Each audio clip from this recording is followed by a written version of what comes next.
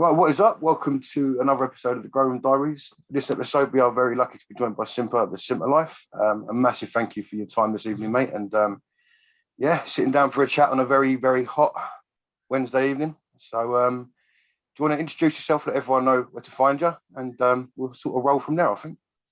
Yeah, for sure. Thank you for having us. Happy to make the time this evening.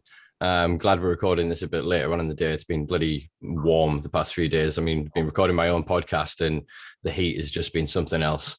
Quite happy to sit down with you guys. For your listeners and viewers, I suppose, that don't know me, my name's Simpa Carter. I got into, I suppose, cannabis activism accidentally via Product Earth in 2016.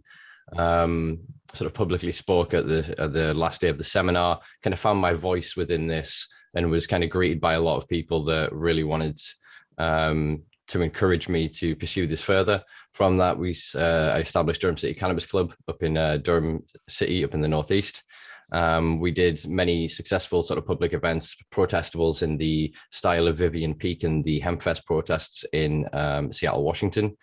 We had sort of back and forth with the police, and we gained from quite a lot of the pre-existing conversations that were going on with Teesside Cannabis Club, with people like Trev Coleman and others.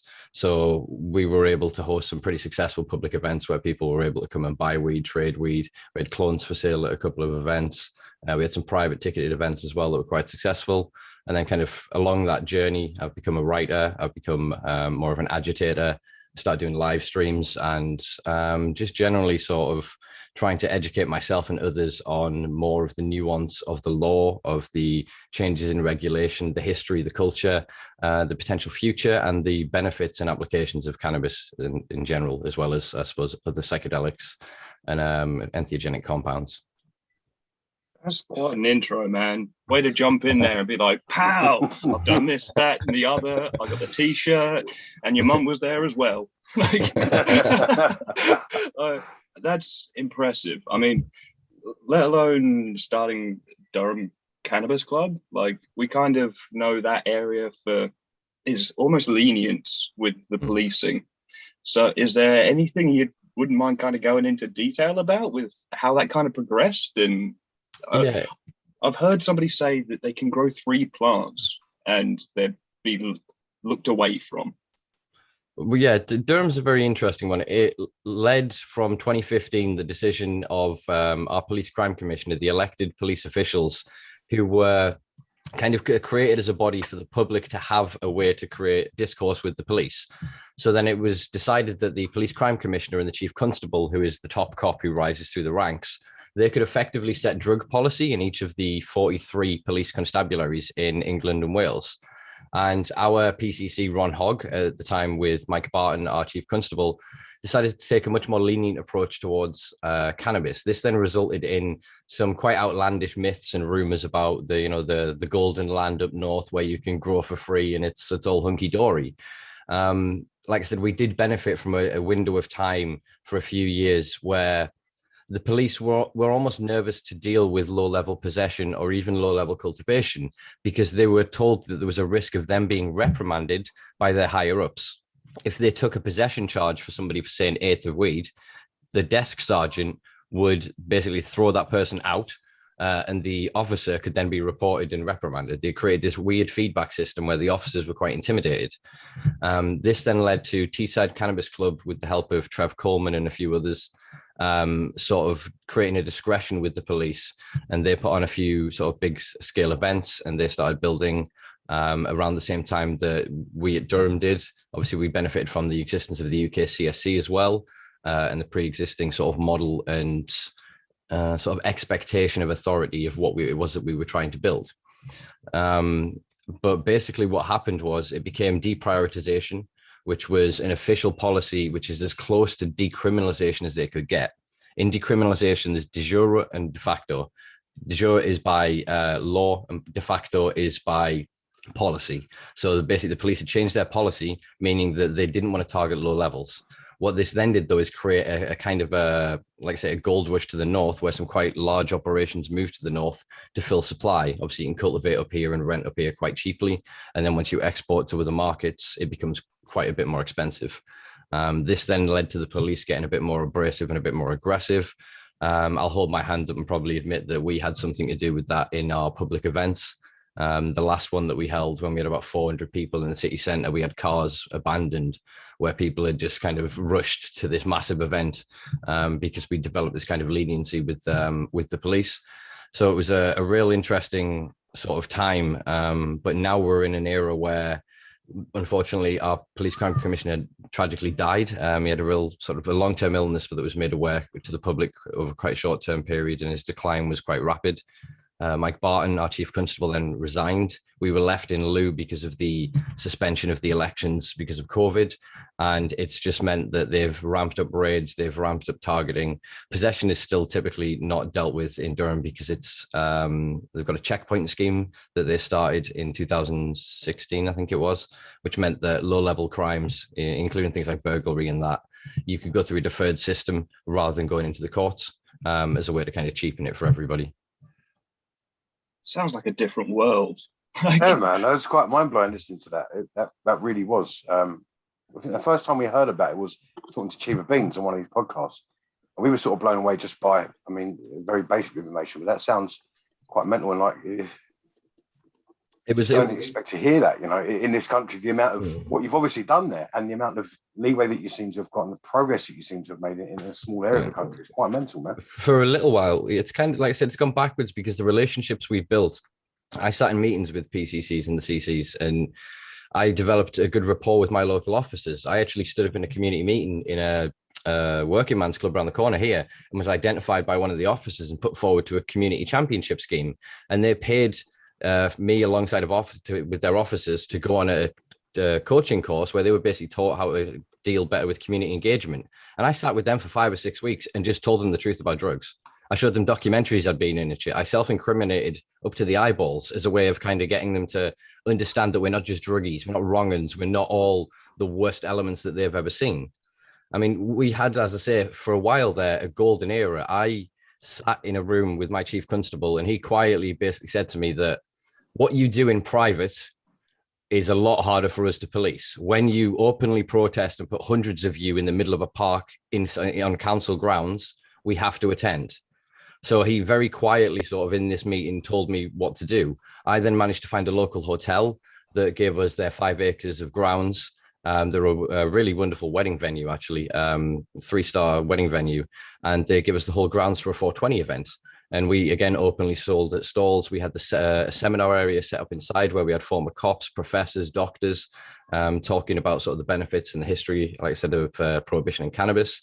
And then that led to, we had an event called the Autumn Expo, which is we took the hotel again, but this time for 24 hours. So we had 24 bedrooms, 5 log cabins, the 5 acres, the restaurant, the function room, and the whole hotel. And they were unbelievably lenient with us. Their staff at one point during the day came and bought weed from some of the stalls. You know, we were skinning up on the bar because I'd paid extra to make sure that no alcohol could be sold, to keep the event clean. You know what I mean? Same as everyone said, no other drugs. This was the point of it. It costed me an arm and a leg, and I'd put a lot of my personal reputation on the line to get the very rich individual that backed us to do it. And we proved it. We proved the model. So we had this event during the day for about 6 hours. Unfortunately, the rain kind of hampered it. So when it torrentially came down, about 200 people left the car park rather than coming in. But we then had a film festival on the evening, the London Cannabis Film Festival, screening their winners.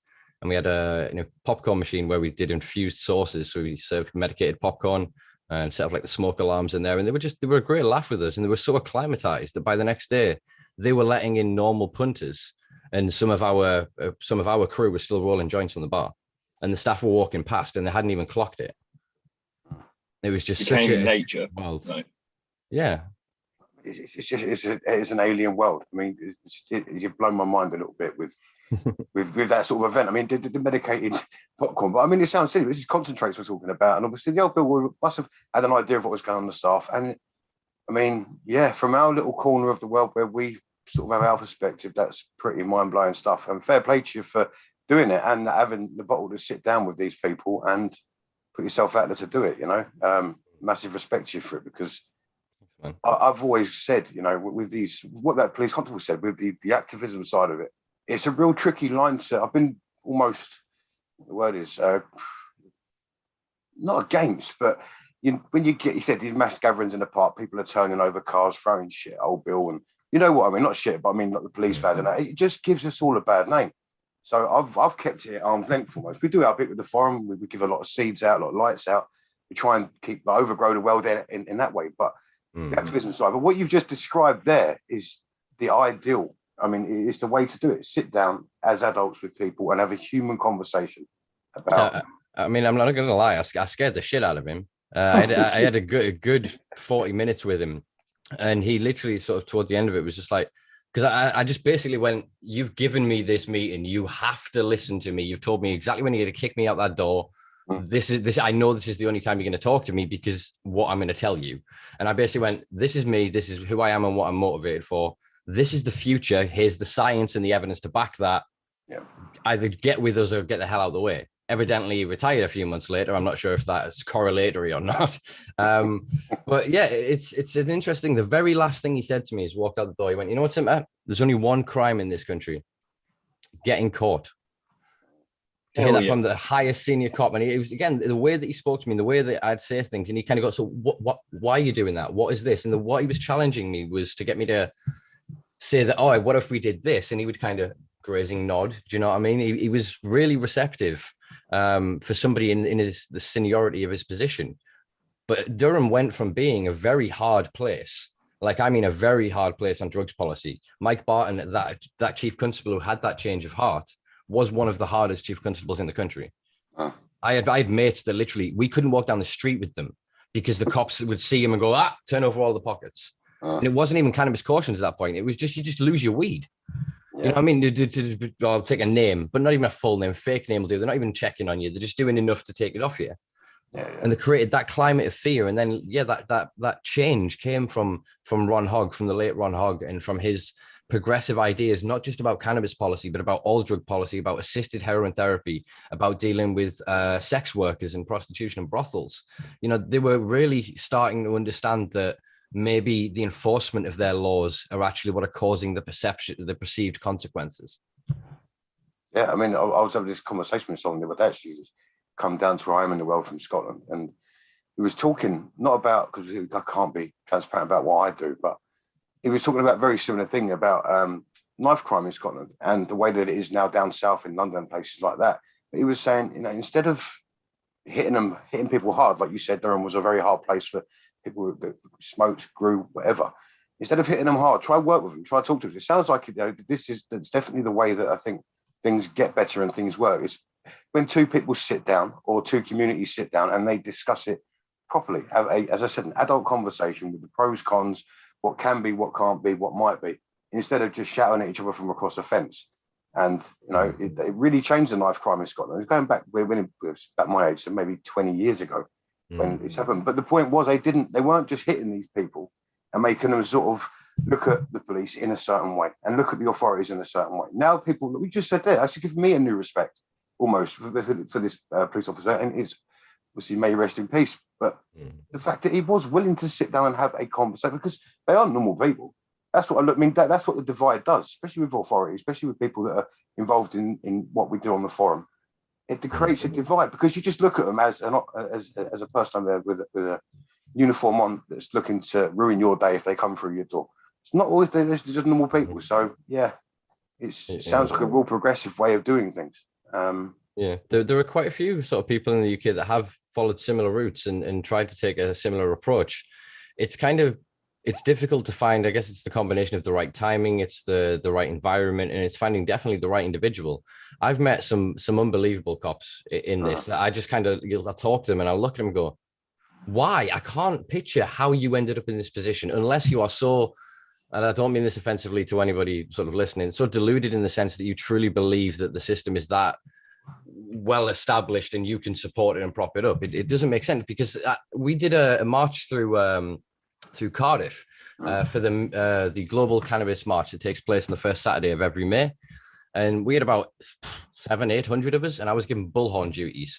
I had a fucking half-ounce joint, like an absent bag attached to my side, right, with pop tops full of all different fucking strains, and then we had a cop escort to either side of us. and they were following us. Basically, it shut the roads behind us and in front of us. And we were smoking joints the whole way around. People were passing shit. We were rolling up, and they were just moving as a unit. The cops were that passively high, they led us down the wrong path. I mean, we were mocking them with the bullhorn. So we kept saying every time we pulled up to a junction, don't worry, people. The police are only here because, ironically, cars are more dangerous than cannabis. And we were kind of having that jibe and that play back and forth, and people were handing out leaflets and flyers. And it was just a really good day. And then we arrived at the end field where they knew we had a sound system and stalls set up. Then the 8 or whatever cops there were, they stood there, they shook our hands, and they went, thank you. That's the easiest Saturday I've ever done in Wales. I get to go home tonight. I don't have to go into the city centre and the carnage of the drunks. Yeah, it speaks volumes, doesn't it? It does. You can see it. There is hope within it. I mean, I'm a solid believer in defunding of the police, not in the sense of abolishing it, but of reinvesting that money into services that prevent the need for the police in the first place. Yeah, I think that these kind of people show there is that opportunity for progression. Yeah, it's an old system that we still live with in this country. But obviously, we're very behind many countries in our area of what we enjoy doing. But it's definitely an old system, and it does need to change. And I personally, so we spoke to someone who was talking about in Spain with they just stopped arresting people for any small quantities of any drug, and instead helped them, gave them places to go and use drugs safely. I mean, and it's sort of cleaned the streets up. And I don't mean that as in get rid of the druggies. I mean, it's made things safer and better there. So it's definitely the way we've got to go. I mean, it's just which way will this country go? It always seems that we're a little bit different, or different ideas are driven differently over here. I don't know. Yeah. Go on, sorry.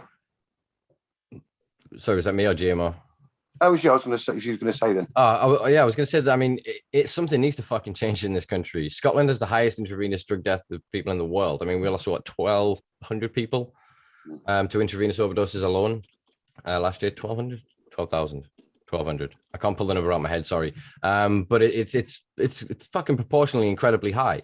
And again, as you said before, it's not a case of cleaning the streets. It's a case of giving people dignity. It's a case of giving them hope and giving them a chance to actually, be clean, to feed themselves, to actually have sustainable access to something. That's the next step that needs to come beyond this. Yes. Is not just safe injection sites, is not just clean needle exchanges, crack pipe, handing out sort of crack pipes, even giving out Rizzlers and shit. I mean, it's not just about providing paraphernalia and clean access in terms of the utensils and the tools needed. It's about supplying a regulated supply of the substances. And until we get there, we are just empowering some of the worst in our communities and enriching them too.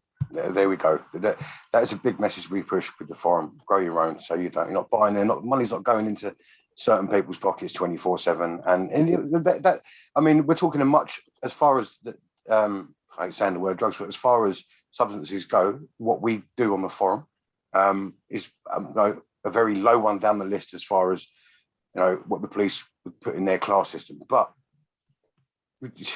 if they let everyone just get on with it tomorrow and have 4 plants at home, it would cripple, these darker characters, these darker places, and it would instantly take away the money and the aggression, the violence that goes with it, especially even in the city. Obviously, they can't do that with every drug on the planet. I mean, maybe they can, but I don't think they're going to in this country. But you know where I'm going with it. Yeah, it's you just have to look at prohibition and the 18th Amendment in America of alcohol prohibition.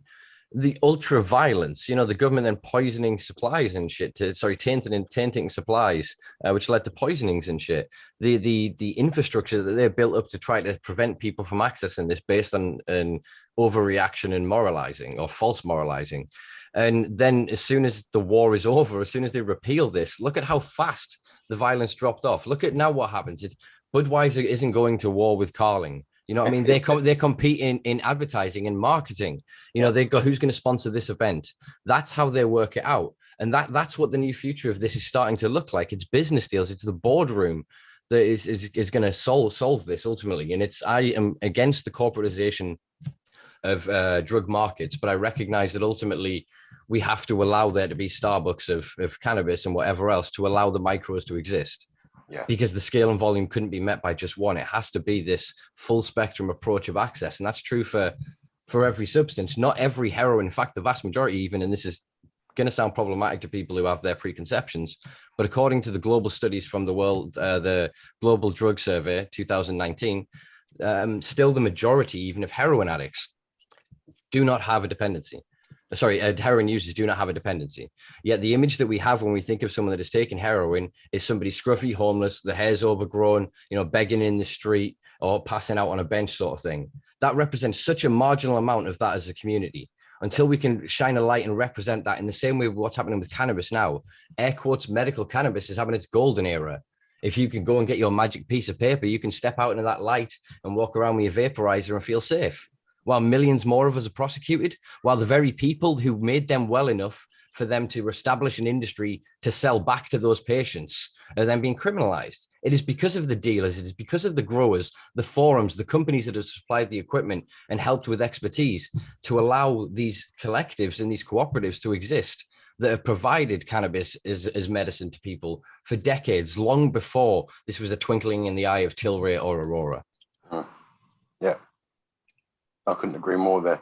Just wanted to go back then to what you just said about the preconception with, say, heroin addicts. I mean, but when something else you said, which I was going to say, is giving people that respectability back by not being,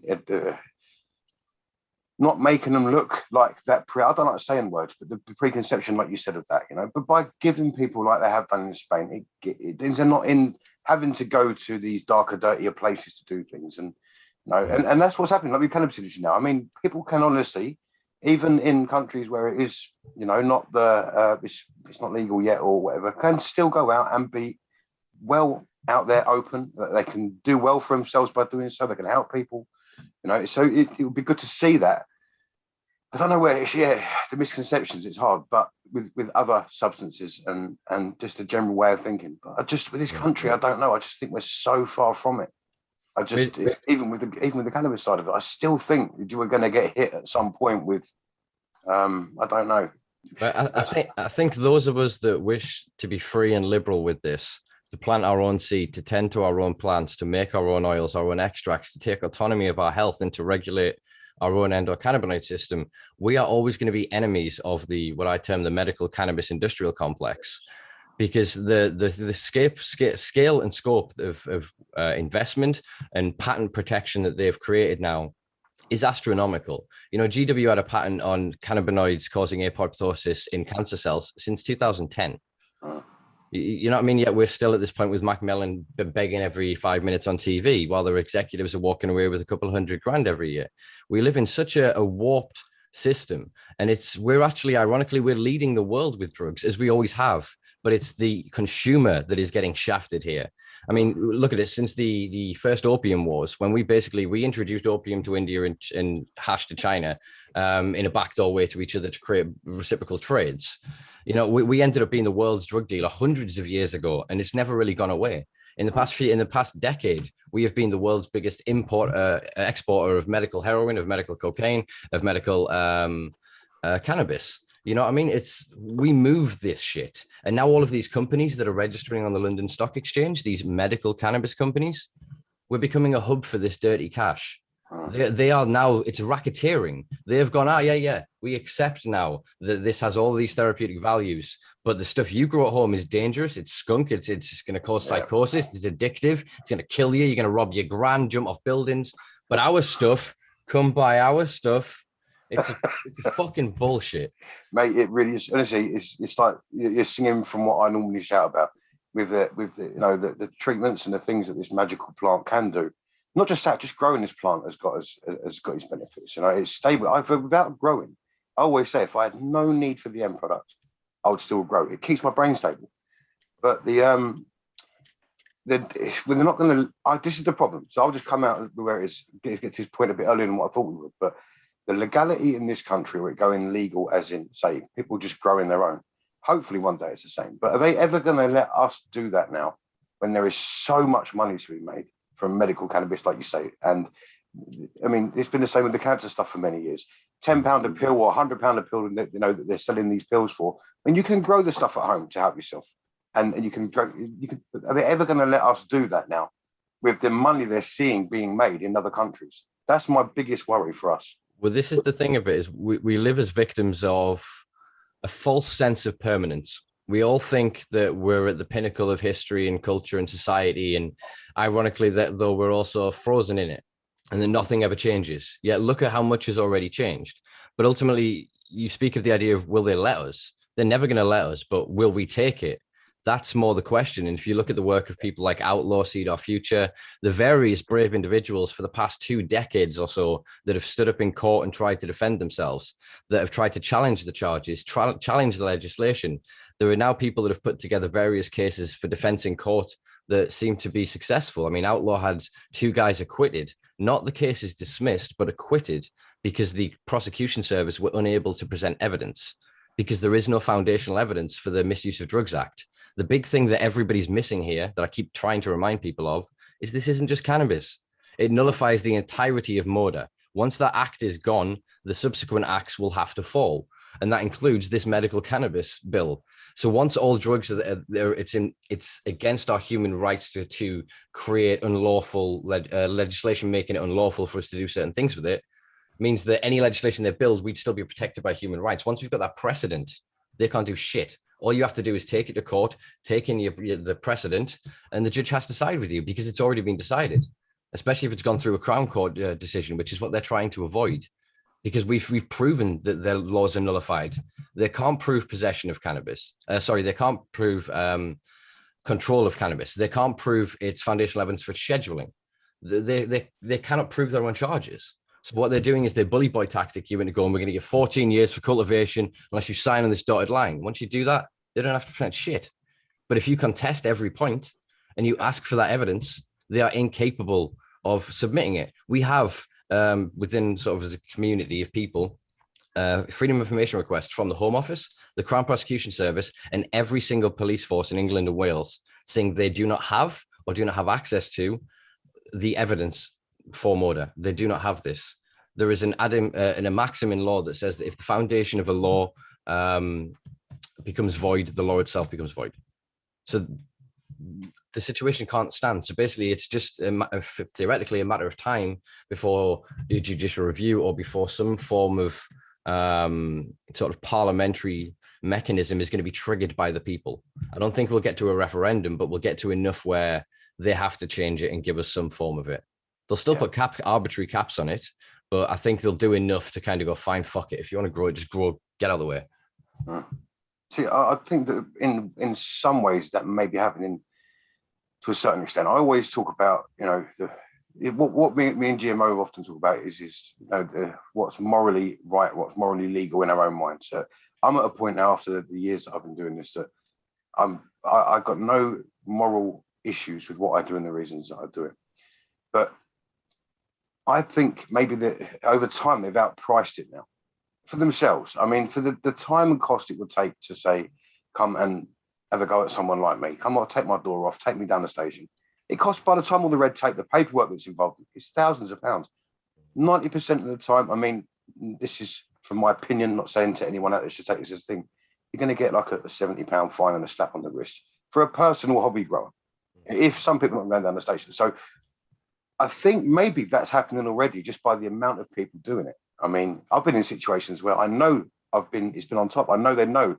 I've had police in my house at some point and they've known what I'm doing, but they weren't there for me. They didn't bother. So maybe, that is happening already. Maybe that is getting to the point where there's so many of us doing it that. Yeah, I think if you look at the big busts, it's they're targeting huge growers, and it feels like very much they're clearing the way for whatever comes next. And it very much looks like, I mean, various organizations are rallying at the minute for changes in the licensing around cannabis for low THC, or what we call hemp, or what they call hemp rather, or for a dangerous drugs license. Because again, the UK is becoming a world leader in other compounds. So we now have clinics in the UK where you can get ketamine infused therapies. They're doing trials in various locations with LSD, MDMA, DMT. So they've created a whole licensing system where you can then pay a couple of grand. You have this box installed, this medical cabinet that has to be to certain specifications, and you are legally allowed to have class A's in there.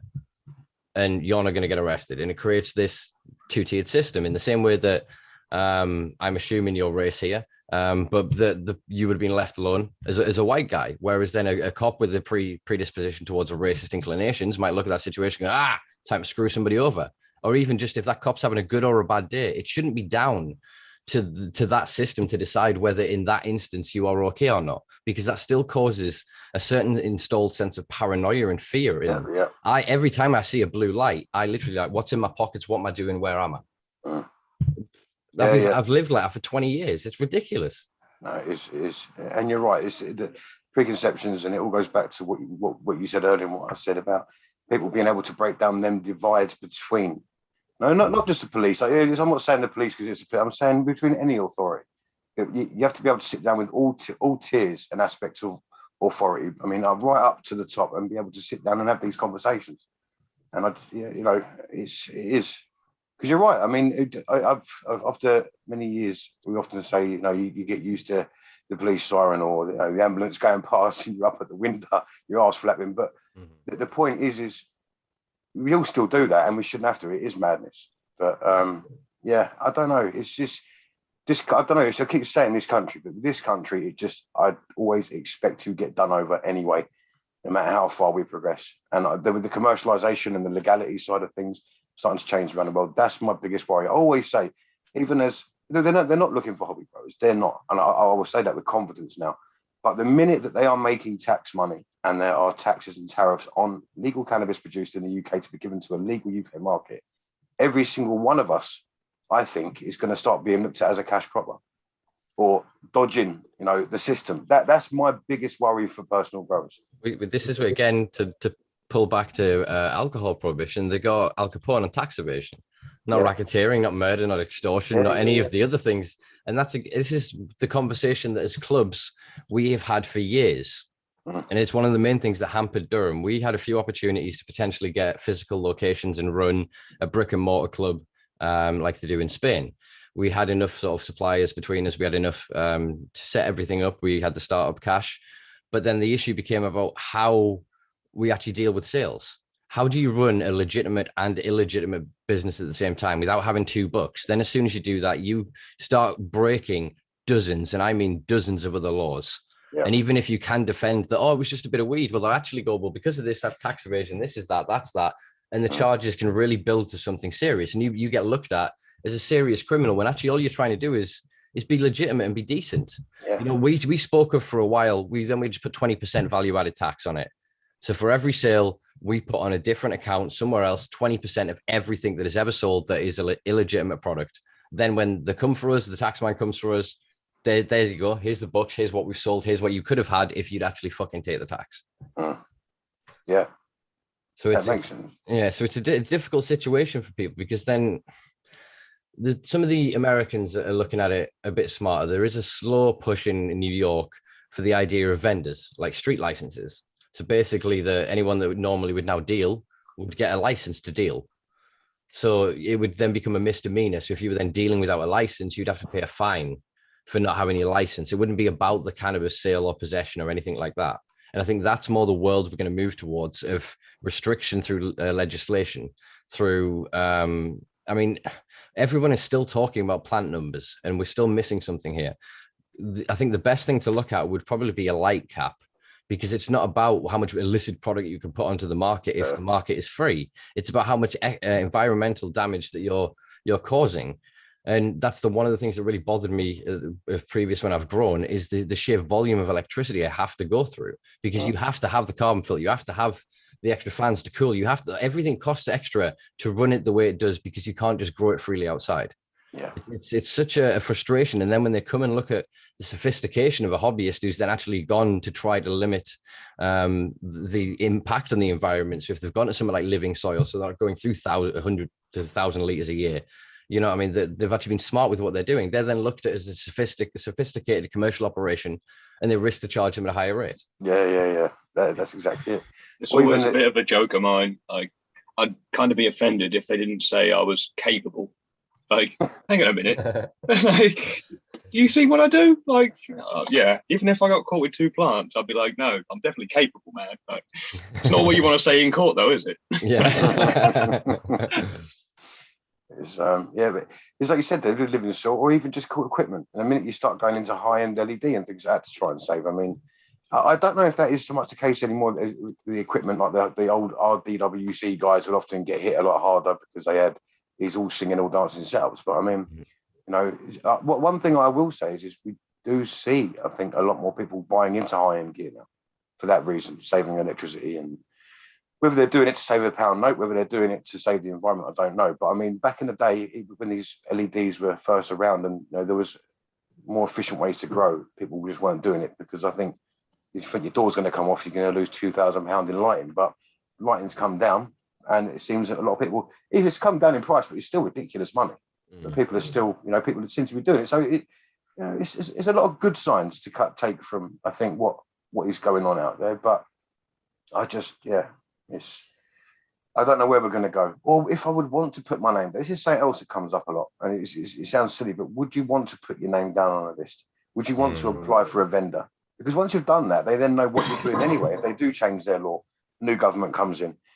So I think one benefit you've got being behind the rest of the world is you get to see the chops changes, and you know the things that have worked and haven't in other legal countries that have tried it.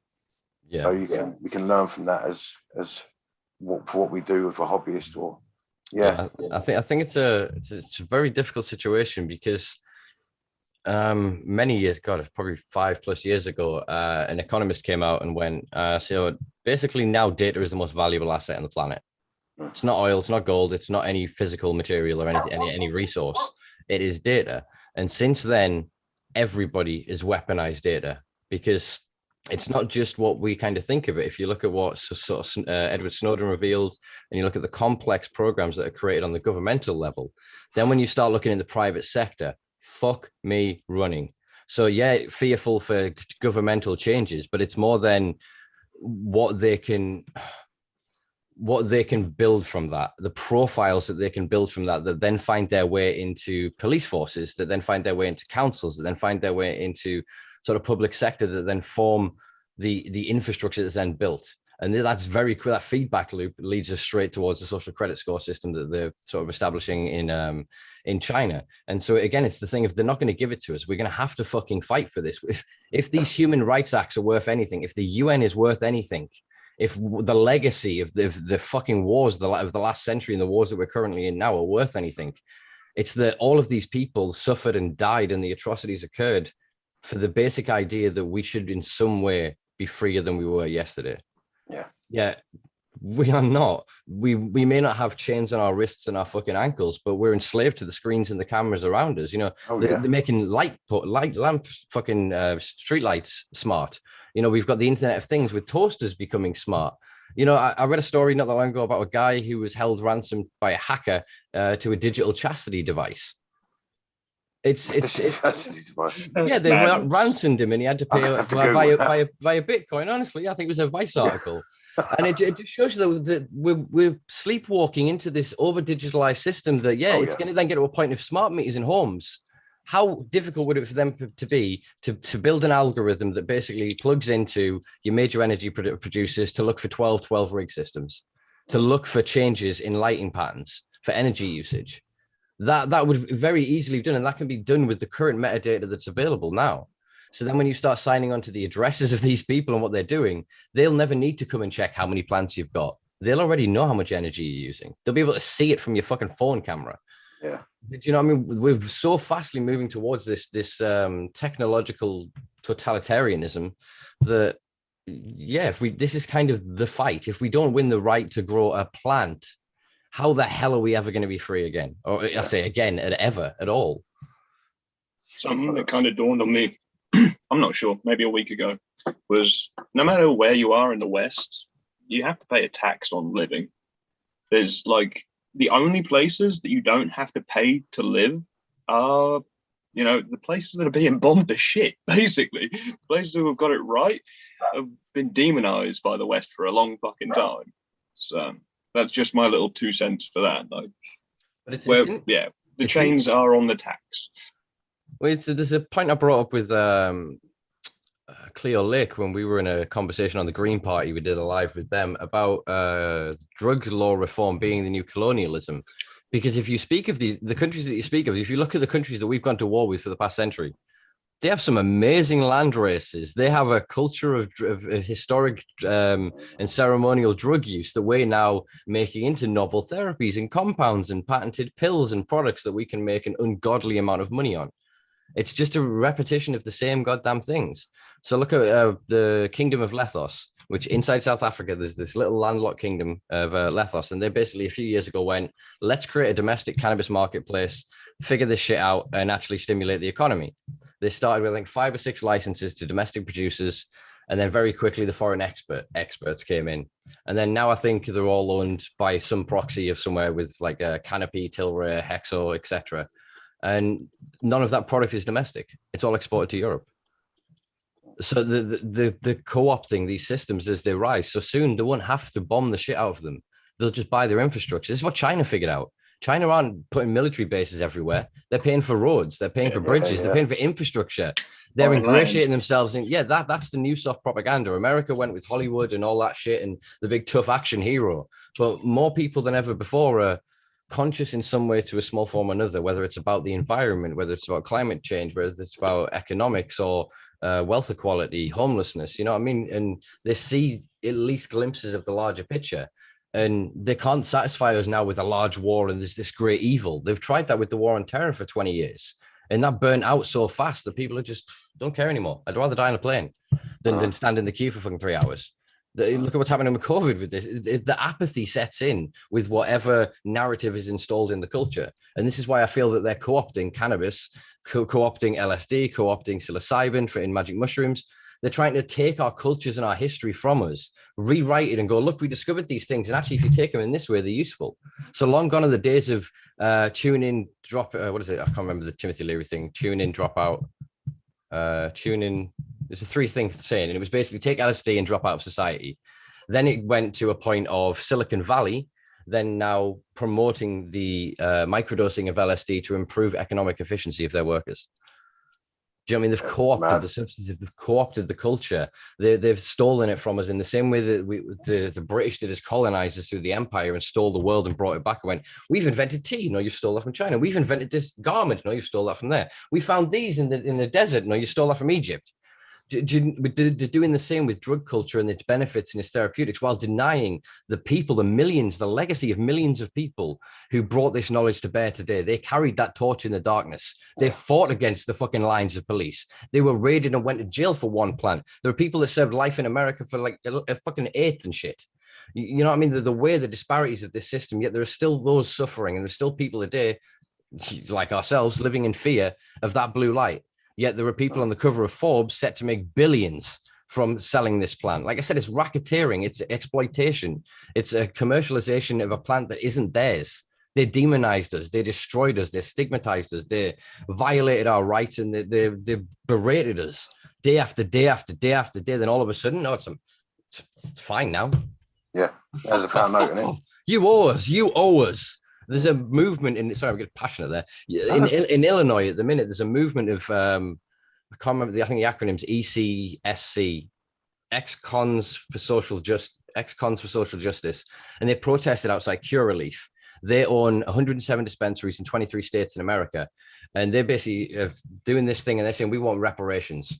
And they are fucking right. They're going, no, it's not good enough. You're going, oh, we'll put you in a lottery. And maybe 100 of the 100,000 of you that serve time in prison might get a license. And even then you can have the license, but can you afford it? No, go to that rich white guy. He'll fund it for you.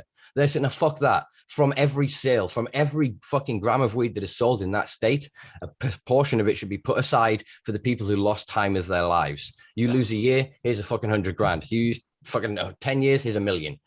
Do you know what I mean? Plus a license, plus a job. And if you were in there for growing 1,000 plants or whatever, you've got skills and expertise. You deserve this high-paying job. Yeah. Screw teaching the preppies, and I preppies, don't know where that one came from, but the kids of the middle class, the kids of the people who actually built prohibition. They shouldn't be allowed to suddenly go, I'm smoking weed and I'm so cool now. When it was their fathers, it was their mothers, it was the systems built by their kin that imprisoned us.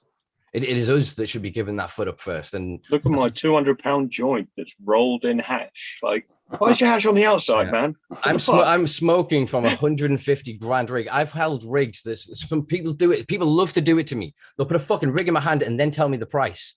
Right. Wobble, Like, I've done two trips to America, man.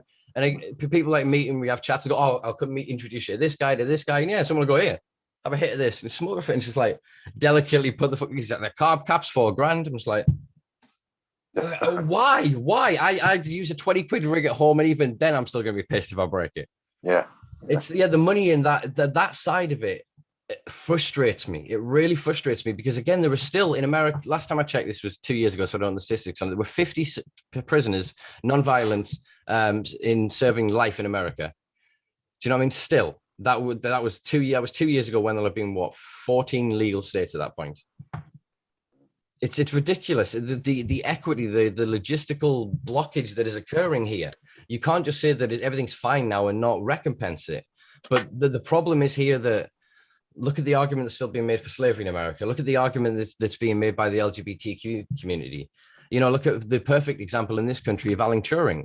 He was one of the men instrumental in the cracking of the German Enigma machine and thus apparently ending the Second World War months, even years earlier. He was chemically castrated a couple of years afterwards for being homosexual. And now, what, a year ago, we kind of go, oh, we'll stick him on the £50 note. It's fine. It's all's forgiven. What fucking bullshit is this? We shouldn't be allowing certain people. I mean, Forbes produced like a list of the 100 most influential people in cannabis. Who the fuck are you people?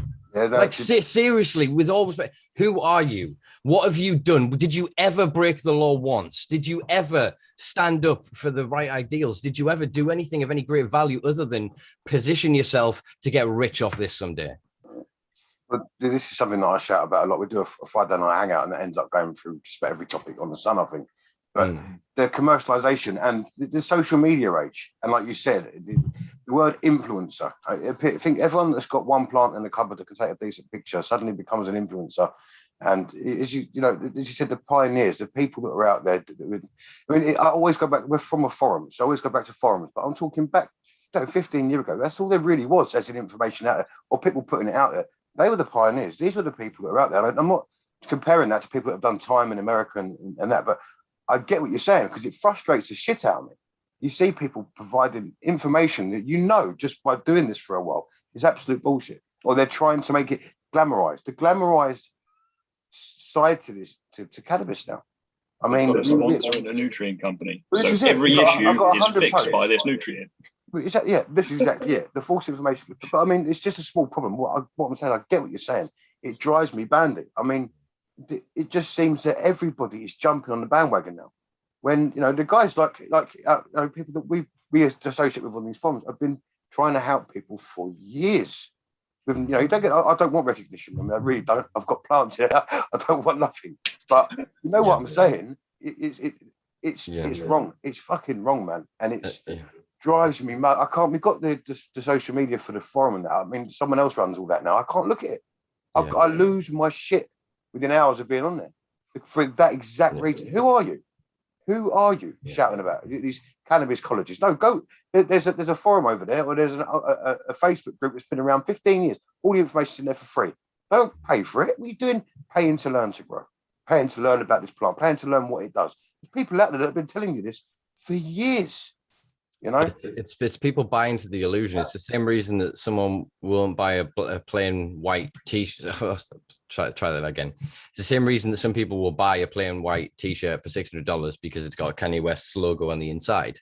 That people have this kind of false sense of identity to brands and to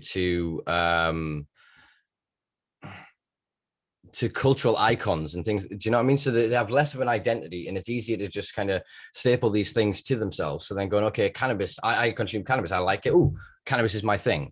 And they're seeing it as, especially at the minute, it is a very hype thing. It is the hot button topic around the world because in not just our lifetime, I suppose, but in the past few years, we've seen the vast acceleration of this. You've seen the legitimacy of it going into being prescribed. You've got medical professionals, you've got mainstream media outlets covering it. You've got like I said, all these books and whatever else popping up, but these are all the new wave people. As you said before, one of the communities I champion most on this, like I said, is dealers, is growers, is educators, is people that will happily talk all day long to anybody about their plants. that will give them any advice, that will literally, like, you send them a picture, they'll look and work it out. And some of the best knowledge, some of the greatest experience, and the collective wealth of experience that is within inside of the criminalized community of dealers and growers, I think is the greatest tragedy of what is currently occurring, because there isn't a bridge. There is no way to cross over, because they're antithetical. They're in opposites. Do you know what I mean? The system that is being created doesn't want you educated, doesn't want you informed, doesn't want you to be able to discern what nutrient deficiency your plant has got, doesn't want you to be able to understand what terpene combinations, how they could affect you, doesn't want you to understand about cannabinoids in your endocannabinoid system. They want you to know basically enough for you to buy their product. And that's where we're at. And until we incentivize the spread of education and information, it's only the people who will then seek it will find it. And that means the vast majority are just going to buy the Starbucks of cannabis. They're just going to go and keep putting the money in the fucking machine and buying the crap without ever asking any questions about it. This is what I always say, convenience. It's the convenience side of it. They want you back buying 20 pre-rolls from the shop. They don't want you knowing how to grow it. Don't want you knowing how to produce your own, because there's no tax in that. And that's my biggest problem with legality in this country, and where I think it may or not, as my opinion, not even an educated opinion. I don't think I'm ever going to be allowed to grow 4 plants. I don't think I ever will, because I'm personal, 100% personal. I use oil. I don't even smoke anymore. I just make oil, and that's it. I'm not looking to ever get into a vendor's situation or anything like that. But I will be looked at as a tax dodger, like I said earlier. But this is the big question. Then, honestly, after talking to you, I said earlier that I sort of stand at arm's length. We do our thing. I try and give as many seeds to growers as I possibly can. It's kit. If I can get stuff off of companies and think I get it and it goes out, that's what we do. I'm all about empowering growers, but the activism side, I've held at arm's length sometimes, just because, unfortunately, probably because of media propaganda, it's all we see is the people turning the police vans over in the park, or, when you said a few times tonight that we need to fight, what does that look like because you're an articulated, intelligent man. I've sat in now talking to you, and you're very reasonable, and you've sat down and persuaded the old Bill to do things. So what does it look like to you? You keep saying to fight. Yeah, fighting it has a connotation of violence. Yeah. But to fight in that sense, I mean to persist, to resist. Yeah. And the ultimate act, I guess, of resistance is knowledge, is accruing as much knowledge and experience as you possibly can. It's one of the things that I've jumped at every opportunity. Everyone says, come on a podcast. Somebody says, write us a blog, or somebody says, come to Toronto and you can crash on my couch, or whatever crazy shit comes my way. I kind of go, all right, let's go figure this out. And along that way, I learn more, and I have an opportunity to speak to more people. You've said it, a lot of people find me to be articulate, and to find me to have some people find me to have quite a rational sort of worldview. Others feel me to be quite an extremist, but I guess that's why I'm there, to close that dichotomy, to bring together the people who think that it's extreme or irrational for us to be free to change and alter our consciousness in ways other than using tobacco or alcohol, sugar, or nicotine. So I think ultimately the best thing that you can do is learn everything that you can, and then spread that knowledge. Start small. And I'm not on about going out and proud and losing your job. I'm not saying go and scream it in the face of a copper. But just when the opportunity arises, and it arises more and more every day, you sat with a family member there watching Coronation Street, and there's a storyline about cannabis, let them know you know some shit. Give them a safe space to answer those questions, because now more than ever, people are curious. The number of times I've spoken to cops, and literally all they want to do is learn. They're just, oh, so what's that? So what's this? I know I didn't know that. So what's this? What's that? Do you know, there is this innate curiosity in us as humans around this plant, especially more and more as the stigma drops and more people see the actual plant. When you look at a cannabis plant, the propaganda and the reefer madness in juxtaposition to this peaceful little thing just quietly blowing in a breeze is powerful. It's palpable. And for most people, they then begin to question it. And what you do is you find those that have already started questioning that, and you gently pick away at it. You don't attack them. You don't berate them. You don't say they're wrong. You just kind of let them know that you know some shit, like I say, and you challenge their opinions. And I'd still say that the ultimate act of rebellion here is, whether we like it or not, if you are a cannabis consumer, public or not, if you are seen, smell even, you're an ambassador for that plant. People will judge you. You walk down the street smelling a weed, then they're going to judge all cannabis users based on your appearance, your act, your whatever else. And that's not me making judgments on people's personal traits or habits. But what I'm saying is that, like, I mean, I openly smoke, but I won't like walk down the high street and smoke a joint sort of thing. You know what I mean? Yeah. I'll still always be mindful of that. Then if I'm walking up as a group of kids, I'll kind of stub the end off sort of thing. Yeah.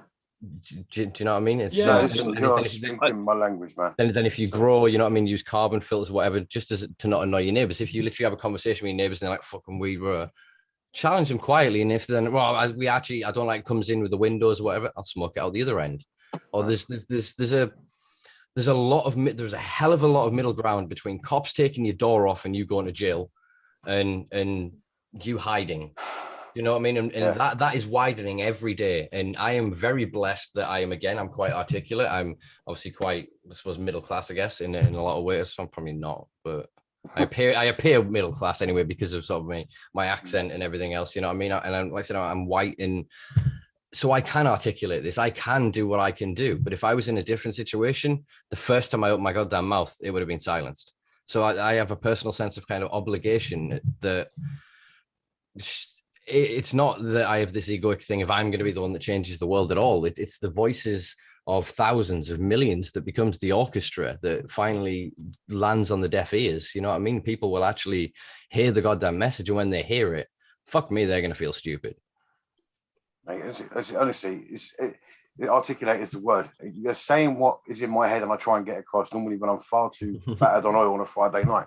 But you're almost an ambassador, and I'm not trying to lick your ass. I'm saying in what you have done and what you do, and the way that you put yourself out there, and the way that you do try and put the thing across, but you do it in the right way. And it's sort of changed my opinion just talking to you, because as I said, I associate like these little things, walking down the street with a joint. Look, it shouldn't be wrong, but you know it's going to piss someone off. So, as you said, every one of us. Like if I got in trouble tomorrow and I was screaming, shouting, and spitting at the old bill and trying to fight, I'm just going to go down. I got done, man. You caught me, because we have to do that. Honestly, I'm sitting there grinning from ear to ear to hear you say what you say, and being in the position that you are in, the people that you talk to, the places that you go, people that you meet. It's honestly, we are very lucky to have someone in the position that you are, the way that you are, because you're not standing up screaming in someone's face. You're not. I have been there. I will admit, when I first started this, I was, and still am. I'm equally as angry as I was, but I've learned that rage and hitting a certain point of aggression is a big turnoff for a lot of people. Some people will hear you, but all you will ever do is then stoke the rage in them. So then when you try to calmly point them to evidence and go, read this 10,000 word document, they're not going to do that. They've got that angst, that anger. They want some physical thing. They want this raw. And we've held these large events. Like I said, I've led hundreds of people through town centers. But it wasn't aggression. It was humor, and it was integration. And we handed out leaflets. Like I said, we would challenge people. People were like, what are you doing? And people followed us and joined in. And that's the kind of protesting and the kind of fighting that I want to do on a large scale in this country. I think we're beyond just getting together, even thousands of us, 40,000 in a park, smoking up. It doesn't help anymore. It's not an act of individual rebellion. You getting an Instagram picture with your fat joint going, Ray, I'm protected. You're in a safe space. It's manufactured. It's fake. If you were really going to do that and you want the kudos, you want that community respect for doing it, go and do it at a different time. Go and be more creative in your challenge, in your approach.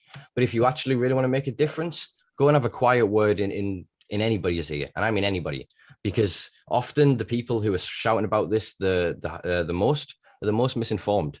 And if you can plant that one seed in them, honestly, I've had messages from people that I've had full on screaming matches with that years later have come back to me and go, kind of like, not as much as, but like, I'm sorry, I see what you were saying now, and actually I've learned this and that, and I've built good friendships and bonds with them. You know what I mean? It's I do not believe anymore that people are my enemy. Even the people that seek to create the systems that enslave us are truly my enemy. They're a victim to their own greed. They're a victim to their own narcissism, to their own ego. And they can be healed with this plant in the same way that any of us can. The properties of it and the benefits of its supplementation of the endocannabinoid system in conjunction with, say, entheogenic compounds cause neuroplasticity, neurogenesis. We can heal physical and mental wounds. We can change our thought processes. We can rewire our behavioral patterns. we can become better people. And I don't mean that in the sense that we all have to march towards one ideal uniform system. I mean in the sense that we can explore our own consciousness, our own individuality, our own positions within society, and choose every day to not take from that, but to give to it. And that isn't the sense of we're all going to become hippie Christian types that volunteer every Saturday down at a soup kitchen. But I mean in the individual actions that we take. And it starts with, as you said before, stubbing that joint as you walk past the families on the high street or whatever, moving 2 benches down, rather than being, well, I'm as entitled to be here as everyone else. Yes, you are, but acting like an entitled arsehole is going to set the cause further back than it would if you quietly nodded to the individual, took your joint further away. They'll now look at you with respect, going, they knew that was making me feel uncomfortable. Do you know what I mean? Yeah, mate, no, 100%. It's like you said there, aggression or shouting it's going to give people, want them to have a reaction, but it's also, even if they agree with your point, if someone's trying to force something down your throat, I think people often will take the other side just for the sake of taking the other side. So everything you're saying, man, it's the way forward. It's the way forward. And I think it's, to hear you say it, given the position that you're in, it's the way we've got to do it. The reason that I brought this up is because the problem with this country is we are islands. This is GMO saying I'm making. We are islands still, even though it's a lot more open Instagram world, Facebook. We're still islands. I mean, there'll be real powerful communities with tools that can be used for pushing things forward, but they'll never even bump into each other. They'll never talk because of the legal side of it and having to hide. But it's, as I said, I've changed my mind on certain aspects after talking to you. So that's why I asked it, and maybe the ways to do it. And knowledge is power, like you said. The knowledge, spread the knowledge, and that is exactly what we try and do in our own little way. But if you can connect them islands and them dots, then you've got something a bit special. Then you've got something that can really push. But this is my grand vision is unionization.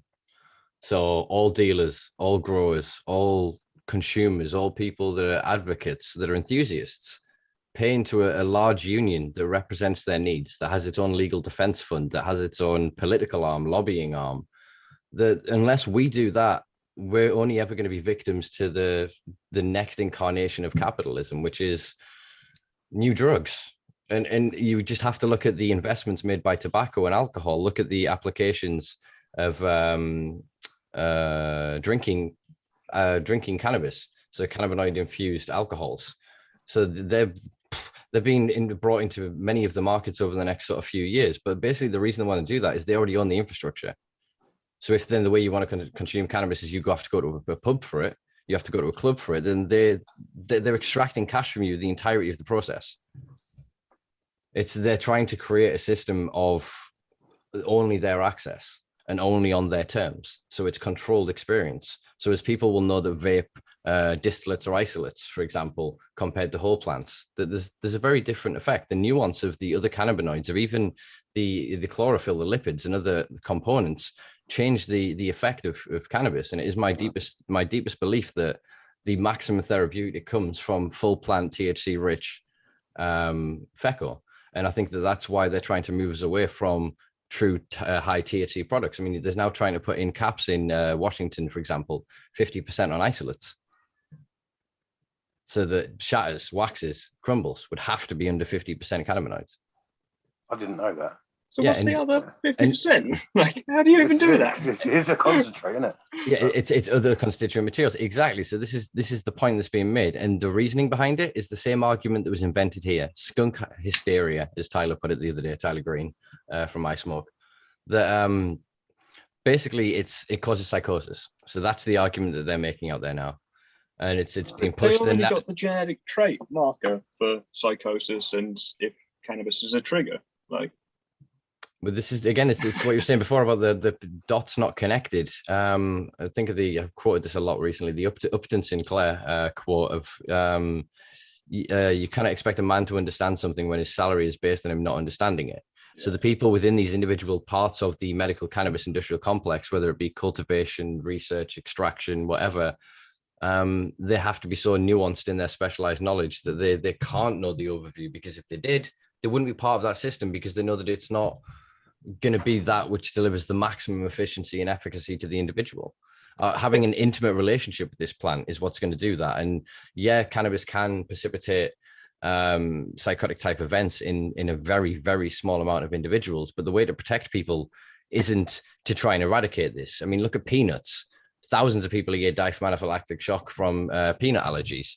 Yet we don't have a war against peanuts. We just clearly label products that may have nuts in or does have nuts in.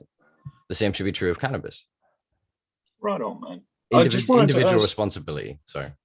Yeah, I wanted to ask kind of a bit of a personal question, maybe. And it's, do you think that the system is something that we are going to have to stick with, or that the system itself might need reforming in the process of gaining access that you're talking about?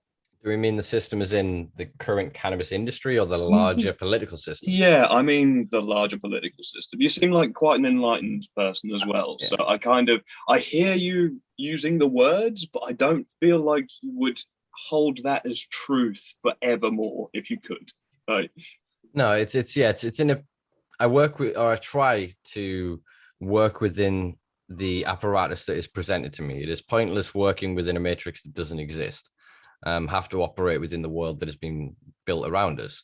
So ultimately, I believe that they go in tandem. So ultimately, a few years ago, I kind of recognized that I wanted to do something, whether it was politics or media work, something by which a body of my work would help towards the betterment of at least a small pocket of people, even if it's just the impoverished individuals that I've lived around for so long. But what I did was I came to this realization that ending the war on drugs is the crux of that. Once you remove the ability to criminalize people for activities they engage in privately or collectively with other consenting individuals, you remove the ability to demonize large pockets of society. You've just got to look at the John Ehrlichman quote, who was the Richard Nixon advisor, when he spoke of the creation of the war on drugs. And he said that by associating the hippies with cannabis, and with the hippies and the anti-war left with cannabis, and with blacks with cocaine, they could demonize them, they could criminalize them, they could break up their meetings and destroy their communities. And so they've been doing that ever since. Once you remove that apparatus, we all come together anyway. Once all of the forum guys can get together and go, we have all of these skills, we have all of this network of distribution, we could create all of this wealth today. We would create the new politics of tomorrow from that. If you liberate the minds of the people to actually be able to think for themselves, which comes from ending the fear of every time a fucking blue light goes past, you go, shit. Once that fear is gone, once people are actually welcomed back into the fold of society, millions more people's unique worldviews, their ideals, their concepts, their philosophies and ethics are put back into that melting pot. That then naturally grows the collective consciousness, the ideals and concepts we discuss. Currently, we're trapped under the current neoliberalistic capitalist model, which is the illusion of the spectrum of left and right wing politics. That's all neoliberalistic politics. It's still about the maintenance of capitalism in the current system. So even as extreme as it seems when they paint the extreme left and they paint extreme right against each other, they're still part of the same political ideology. Whereas ending the war on drugs and allowing people to take things like psilocybin and DMT and ayahuasca and other fucking things and have these huge revelatory experiences and irreparably change their worldviews and challenge themselves in ways they've never done before, it evolves. It massively just evolves. That is my true belief. And that's why I believe that ending first the war on cannabis ends the war on everything, because every legal argument that is true for ending prohibition of cannabis is true for ending the prohibition of every other substance. And like I said, with that, we just become nicer fucking people. If we're drinking a little less and we're all taking a little bit more MDMA, I can't see culture going backwards from that, to be honest. That's the perspective that, dude, because that's honestly how I felt was behind your message as well. But to hear you vocalize it, I've got a lot of respect for what you do and how you do it. Like I'm obviously an extremist in the sense that's my point. That's what I'm fighting for. I'm not going to settle or stop. I long decided this is either going to kill me or I'll retire when the war is truly over. And even then I won't retire. I'll actually get back to my life. I don't know what I'm doing. This is all I do all day, every day. I may take days off and spend time with a girlfriend or whatever, but the vast majority of my days is spent glued to a screen learning. Is taking in. I've got dozens of Google updates for various topics and various things. I write a weekly blog. We do the podcast. I'm involved in various roundtables and different community groups in the UK and Ireland and Scotland, and just constantly having these conversations, trying to get everyone to always be mindful of the people who built this. It's all well and good getting excited with the millions of potential investment, and we're going to have this size facility and we're going to export to here, and we're going to, the victims are still victims. They're still impoverished. They're still in destitution that was created by MODA, the Misuse of Drugs Act. And so, yeah, I think that that's how we get there ultimately, is once you repeal that one fraudulent piece of legislation and you empower the people to actually have their basic rights again, then we'll be able to healthily question authority. It won't end up boiling over into people flipping cars and smashing windows and climbing lampposts and sniffing cocaine and getting fucked up and, you know, invading Wembley and all the other anarchy we've seen recently. That's a symptom. That is a symptom of a pent-up aggression. What is it? Noam Chomsky? No, Martin Luther King said the riot is the voice of the unheard, or the voice of the silenced, I think he said. And that's basically what you're seeing now. I mean, look at what's happening with these freedom marches. Literally 1 million people are marching in London, yet no mainstream coverage whatsoever. No, you wouldn't know, would you? They're trying to, they're hiding so much more than the thin little lens that they're trying to point us all through and going, this is reality, this is what's happening, listen to this, take that in. More and more people fall outside of that. So we now, as drug consumers, whether it be for cannabis or any other substance, or as advocates, we have far more in common with the conspiracy theorists, with the lunatic, with the fringe of every community than ever before. And guess what? There's far fucking more of us than there is of the little bootlicker flag shaggers in the middle. You know what I mean? The people, oh, Boris is doing a great job. Oh, it's fine. You know, by choosing neutrality, they are choosing the side of the oppressor. And what my role, I believe, is to challenge these people healthily, not in an aggressive, adversarial way, but in a way of just prodding them with curiosity and going like, why do you think that? Or just hitting them with, I can't remember what the word is, but you hit them with like a certain form of logic that reverses their idea. So then you make their point hyperbole, and then they have to defend themselves, take their point back to the point of they undo their own argument. There's a term for it in debate, and I can't remember what it is. But there's certain ways that you can, when discussing with people, make them see their own hypocrisy. And it isn't about screaming at them and getting really enraged with them, or worse, having a fucking argument on Facebook, which is a horrible platform these days. Engage with them quietly, calmly, over a cuppa. You know what I mean? Or whatever, or whatever. You can have that. You can sit down with somebody that you believe is your enemy. Very few people are actually going to attack you. We're going to cause you physical harm. It is not, it's maybe uncomfortable. It may be difficult for your ego to take, or your pride, or whatever false sense of self that you have. But sitting with that person, especially with someone who disagrees with you, you will learn more than spending weeks, months, years around people that agree with you. Yeah. Because you will have to articulate your point. You'll have to think, how do I word this? How do I respond to this? And in that process, you either increase your knowledge base around your argument, and then you can work towards it logically, or your argument falters. And then as soon as you start to get aggressive with them, or you start to get short-tempered, that's when you have to be aware that, fuck, they were right, and admit you were wrong. And it's the hardest thing to do in this world. But if you can do it for yourself, you can recognize that others have that mechanism, and therefore you don't have so much hate for them. You recognize them as victims of, like I said, their own ego, their own hubris, their own false sense of identity, their false sense of, I don't know, masculinity or femininity or fucking cultural identity or employment identity or whatever it is. You know, these facades, these uniforms, these garbs that we wear every day. You see them all the time. People working in a supermarket treating it like if they don't get this bread out that morning, the world will end. They've lost themselves to the system. The same is true as everything. And that's why I believe, again, a connection to plants, especially to entheogenic substances, whether it be cannabis, whether it be LSD or DMT, it connects us to nature in such a way that we look at that for what it is, a pageantry, a facade, a joke. It's all well and good. Yes, we want bread, but bread's still a luxury.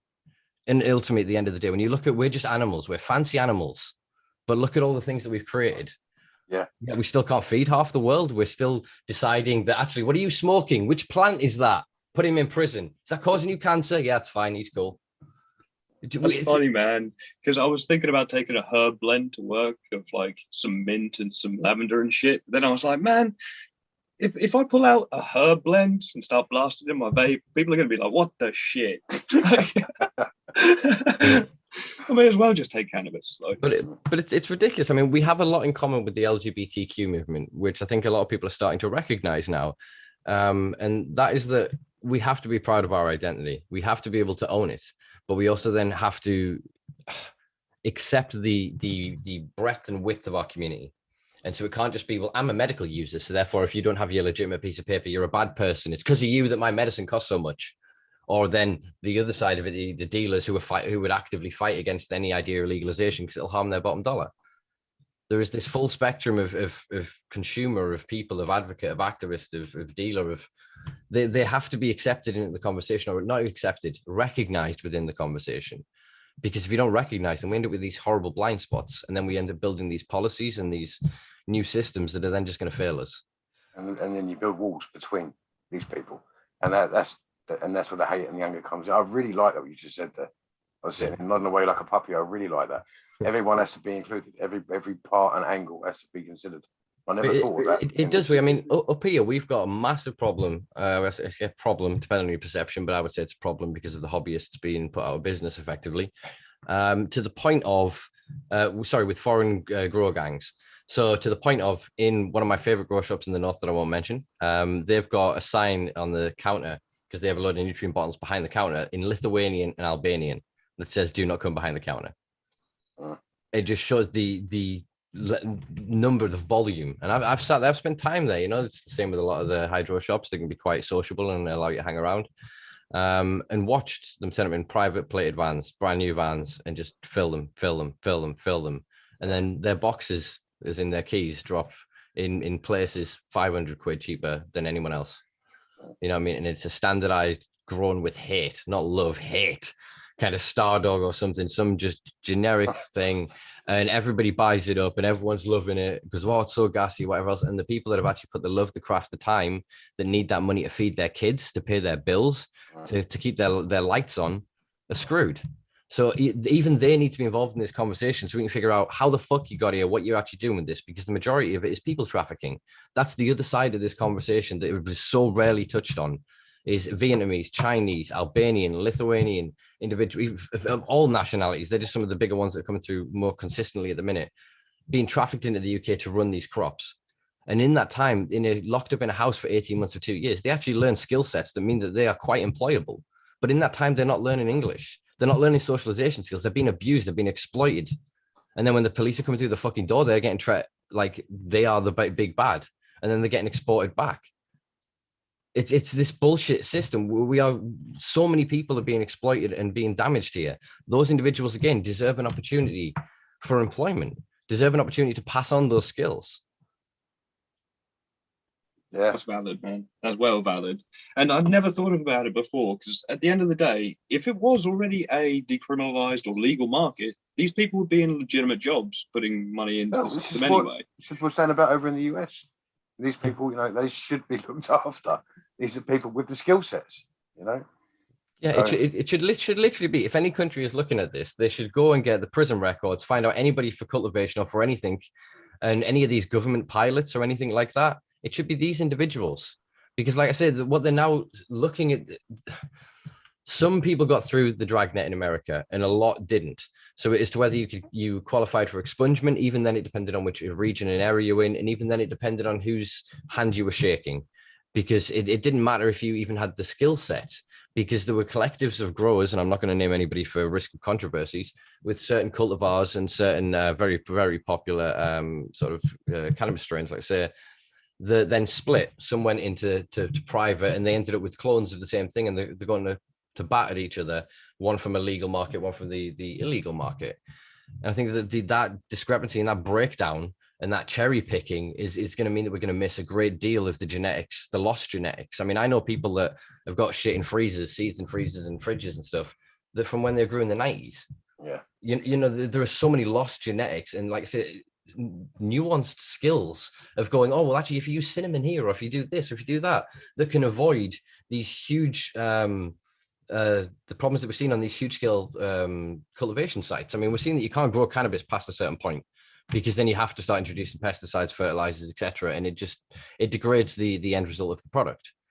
But what a lot of these hobbyists have discovered is ways to deal with these infestations, these pests, these molds, these whatever else, with ways that these cultivationists, these people that have gone to botany school, etc., are never going to learn, because we're not going to fucking tell them. Do you know what I mean? And we're right to hold that and to hoard that. That's our birthright.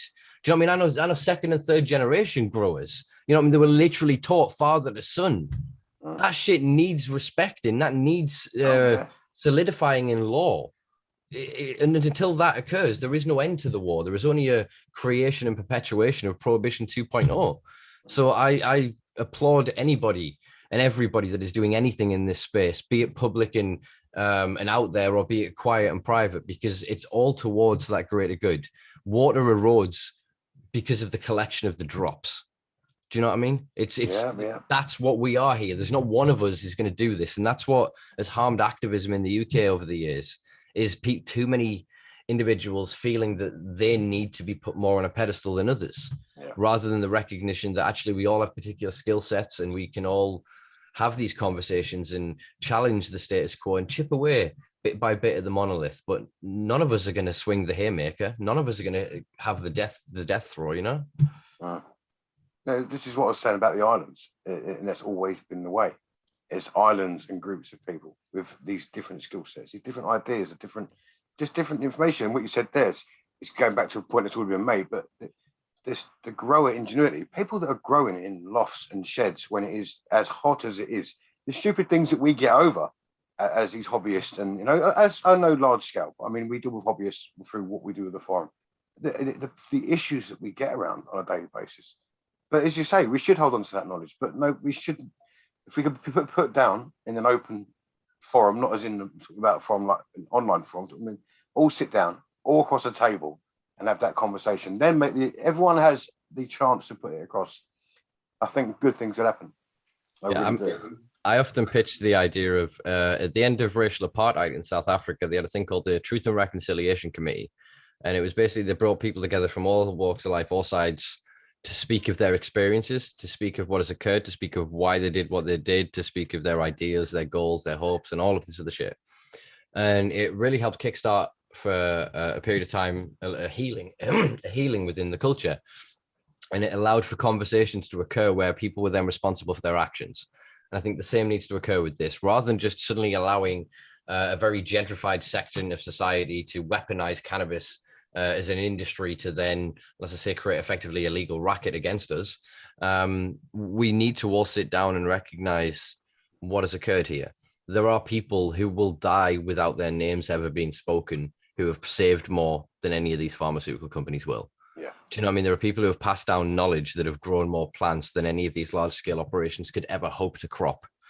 And that is the reality of this. There are some people whose legacies are now just faded memories in the distant, in the aging minds of activists or the advocates and individuals that were around for those times. And those legacies, those stories, those anecdotes, they need protecting, because otherwise, as we've already started to see, companies claiming that they were the first to do this, or we've just invented this, or we've just discovered that. And then it's like, no, actually, we've got a forum here from 1998 that says that this guy, and that's what I mean about us hoarding and protecting that knowledge, because we deserve it. We have faced that persecution, that criminalization. There are generations of kids now that have been born into a world of just raw Rizla, of just high quality cannabis, you know what I mean? Of vape carts, of 50 different edible suppliers on Instagram. Yeah. You know what I mean? They don't understand the struggle. I mean, I'm only fucking 33 now, and I still don't even understand the struggle. I got into this at about 13, 14 was when I first started sort of consuming tack as it was back then. And yeah, and so I didn't even struggle that hard. I still faced persecution and whatever else, but the generation before me and the generation before them, this served real hard fucking time. And I don't just mean in incarceration, but in terms of their mental states, how small that makes you. And I don't mean that in the sense of it makes them weak. It means you can't express yourself. You can't grow as an individual. You can't be proud. You can't share that knowledge, that skill set that you have. You can't share a large part of your identity. And that brings me back to the LGBTQ community argument of then again being proud. We are doing nothing wrong. We are a criminalized people. We are not criminals. If you rob, rape, harm, you cause violence upon to another, that is criminality. the acts and legislations that they've created around drugs and individual behaviors are just attempts at social control. They are not moral decisions at all. You know what I mean? If you choose to then engage, you take a substance and you commit a crime, you commit the fucking crime. You can't go blaming the substance. It's you know what I mean? It's about personal individual responsibility. If the term adult, if legal responsibility means anything, it means that when we become 18, we have the sovereign right as individuals with the free sentience and control of our consciousness to make that decision. To go, I've learned that actually, if I take heroin, this is the potential harms, this is the risks. The vast majority of people that take it do not want to die. So if they're actually given a correct dosage, the correct equipment, whatever, they will take it, have their experience, and do whatever they may from it, you know? And the same is true then of the breadth of everything else. This is the reason we have alcohol harm reduction centers, pubs, nightclubs. They have an infrastructure for this because they accept that people will get drunk and they will fuck shit up. They will piss in the street, vomit, they will fornicate in back alleyways, they will put cones on top of bus stops. I don't know what it is with us and cones when we're drunk. I'll hold my hand up again. Victim of that, I've woken up with cones, police cones around my bed before. They look like wizard's hats, man. Yeah, always wanted a wizard's hat. The road sign on the wall. So that is temporary psychosis, but we don't call it that. We call it drunk. That's a socially acceptable form of temporary insanity. Yes. When you really look at it from the outside view. But what have we done? We haven't criminalized it and gone to war with it and attacked the dealers and the brewers. We legitimized it. We put in position an infrastructure for harm reduction. The same is true with everything. Look, about 9%, according to that same global drug survey, of people around the world who've consumed cannabis may have a dependent relationship with it or a problematic relationship. That doesn't take into consideration whether there is comorbid tobacco use, which obviously makes it highly addictive or more likely to create a dependency. But that's still a significant proportion of people. So we can either continue to criminalize the 91% of people that do so with no problematic issue with it, or we can regulate, legalize, create all of this vast amount of wealth and create a better system for those 9% of identification. As you said, if we can then find that gene and that marker, imagine you just got a test as a kid and on a printout of a list of allergens was THC or cannabinoids, phytocannabinoids. Do you know what I mean? Yeah. That's the way we fucking do it. We identify the potential people who could have a problem. And then in society, the same with, for all I hate the two campaigns, drink aware and stop when the fun stops for gambling and alcohol. That is the minimalist attempt they can make to obfuscate their moral and legal responsibility. That's all I'm asking for in drugs, is that you go, here's the thing, here's the truth about it, here's an antagonist that can help deal with it if you've taken too much, here's who to call in the event of a problem, here's how to have a safe time, here's the infrastructure to consume it and buy it. Boom, go. It's not like everybody is going to be taking fucking acid every goddamn day. We are not there as a culture anymore. A lot of people are, we know about these substances and compounds. The reason the 60s went off the way they did is because so many substances and compounds arrived at such a new point in society. We've just come out of the wars. We just come out of a major collective global conscious depressive period. Actually, no, I may be wrong then. I may be wrong. Actually, we're in that period again now. So maybe it may be true. Just taught myself out my own argument. But so that's what I truly believe is if we're going to do it for alcohol, which now in the UK kills 10% of all people. That's twice the global rate. So actually 5% of every death in the world, 1 in 20 people, will die from complications of consumption of alcohol. That's crazy stats, man. I didn't know that. In it. Yeah. And then tobacco's higher, but I can't remember the percentages. I didn't memorize them ones off the top of my head. But these are both industries that are regulated, legal. They pay tax. They employ thousands, hundreds of thousands, millions of people globally around the world. And yet they kill vast amounts of people. Yet we have these potentially healthier alternatives. We have this other plethora, this toolkit of other intoxicants and euphoriants, and potentially in a lot of ways much safer substances. Yet because of the stigma, the demonization around them, we can't handle that. And why? It's because, when they take them, they do this. Where are they taking them? 20 teenagers are sneaking into the woods and they're having a fire. And well, yeah, the infrastructure is wrong there, isn't it? If they were allowed to take them in a safe, comfortable environment, like imagine what an MDMA club would be like. If you've ever seen the Get 'Em to the Greek movie, with the stroke in the fairy walls. Yeah. That's something like that, where it's interactive. You could make something so immersive, so wonderful, and so bespoke to the substance and to the experience that it would mitigate to the nth degree the potential harms of this. And not only that, you would have medically trained professionals on site that would be able to deal with any potential consequence. Well, that's what nightclubs were, man. Yeah, when you got a good one. Well, yeah, there was that period. Yeah, in the first wave of ecstasy, the nightclubs, they switched it. So what they did was they went, right, we're losing all our fucking money. All they're coming in is drinking goddamn water. We're trying to raid the shit. We're trying to sort it. That didn't work. So what they did is they went, right, we'll sell the pills. We'll put a cover charge on and we'll give them free water. And they made a fucking killing. And then what they do is they'd search you at the door. They'd take your drugs and then sell them back to you in the club. Yeah. It was good times for a little while, man. Yeah. I mean, I missed that, unfortunately, because I was the second wave of rave culture, which was just the true what we called for my generation the true free party scene, which wasn't about like phones and shit. It was about like you rang a number, you got a voicemail, and you were told to go to a location, and then it could change three times across the night. You spent 5 hours just driving around the country, and then all of a sudden in the you hear I can hear home. I can hear it. And that's what we're missing. I mean, look, they've just announced you need 2 vaccines from the end of September to get into a fucking nightclub. They've just spent 18 months gutting this industry. They've spent since 1994 and the Public Order Act, which basically banned free party and the gathering of more than 12 people with loud amplified sound.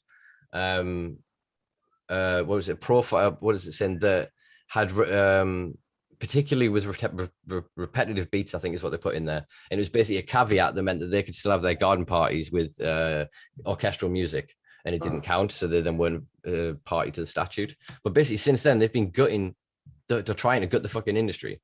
So I think that all you're going to see now is a resurgence in this. The third wave of rave is coming, of free parties. You know what I mean? See, I see a post on Instagram, and it was saying about this 2-jab thing. Yeah, and I think there might be a back-ended way for this for them, a bit of reverse psychology from them themselves. I mean, this is the one group of people they can target, and as you say, there'll be a third resurgence of rave. There will be. We'll be back in fields. We'll be back in abandoned warehouses. But by doing so, we're going to give them the exact reason that they need to bring in new powers, more powers to do what they want to do. So as soon as I see that post, it sort of clicked in my head, like, why are they going after just nightclubs? Why are they doing this? I think they'll end up spreading it more. But this is the one group of people that are going to go, no, fuck you, I'm going to go and do it anyway. Wait, so look at maybe a back end to this for the government themselves to go, all right, now we're going to meet you harder. I think that's what I think that's what the festival tests are for this summer. I mean, we're lucky, touch wood, at this point, we're going to get away with Product Earth and Paradise Gardens without any COVID measures or restrictions, so which will be pretty good to experience.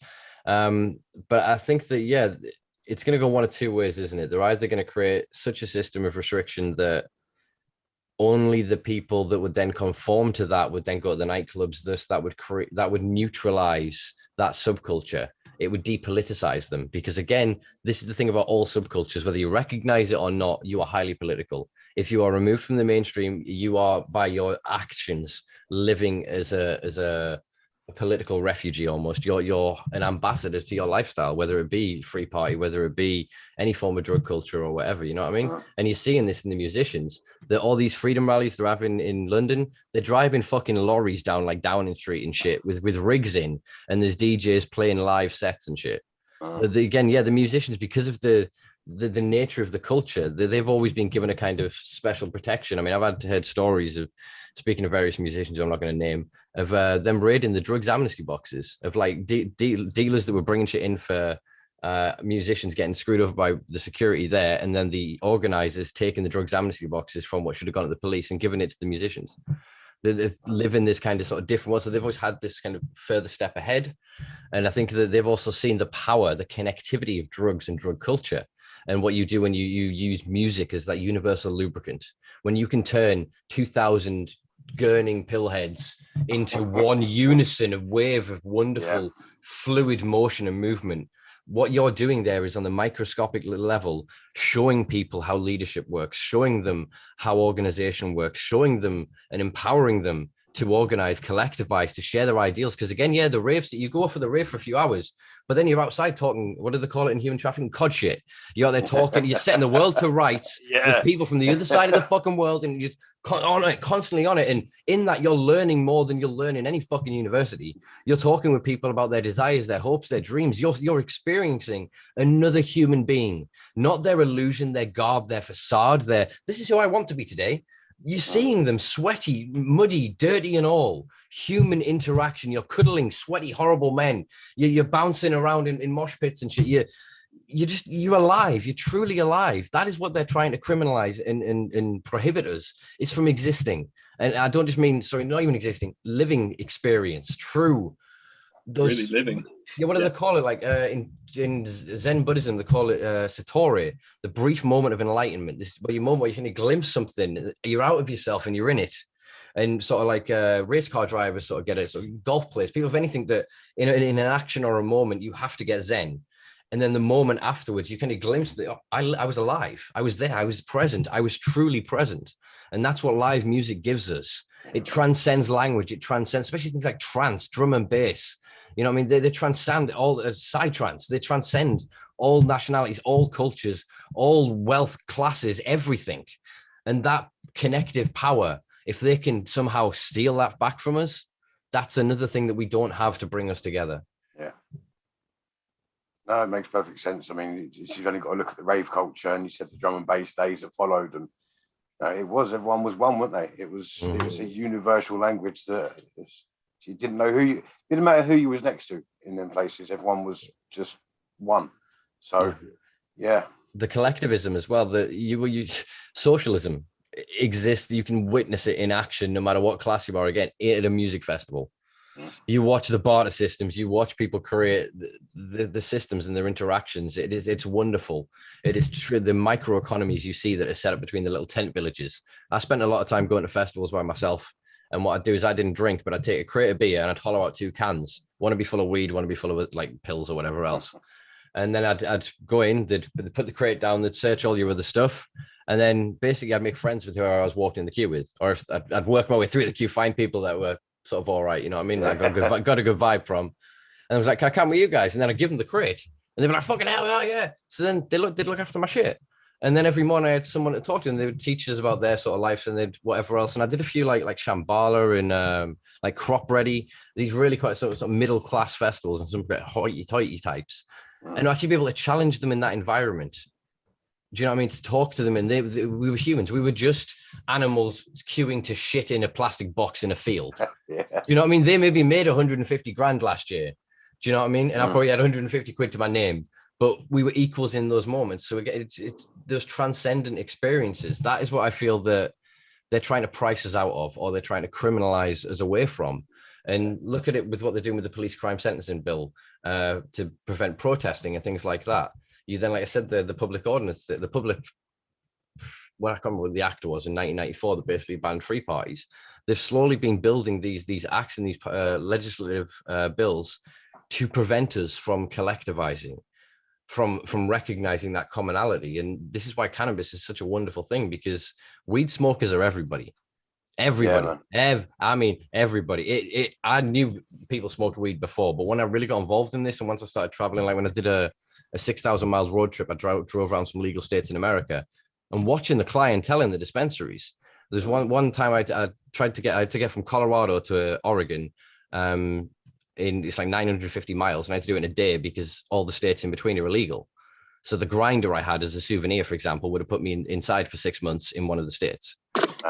So yeah, so I just set off. I got into the place about 20 minutes to the first weed shop, 20 minutes to closing to the first weed shop in Oregon, and literally it was mom and pops. It was like grannies with Zimmer frames. You know, it was your cliched stoner types. It was just so many people flooding into the shop and just buying all their bits for the evening, and just watching that, and then thinking of the Daily Mail or the Sun and the images that they portray from the smoke up events, from the protests, of youngins with like hoods up and shit, with throwing up gang signs or smoking big joints and shit, and just the misrepresentation of who are cannabis consumers, or the marginalization, the dismissing of anybody that isn't a druggie in a hoodie.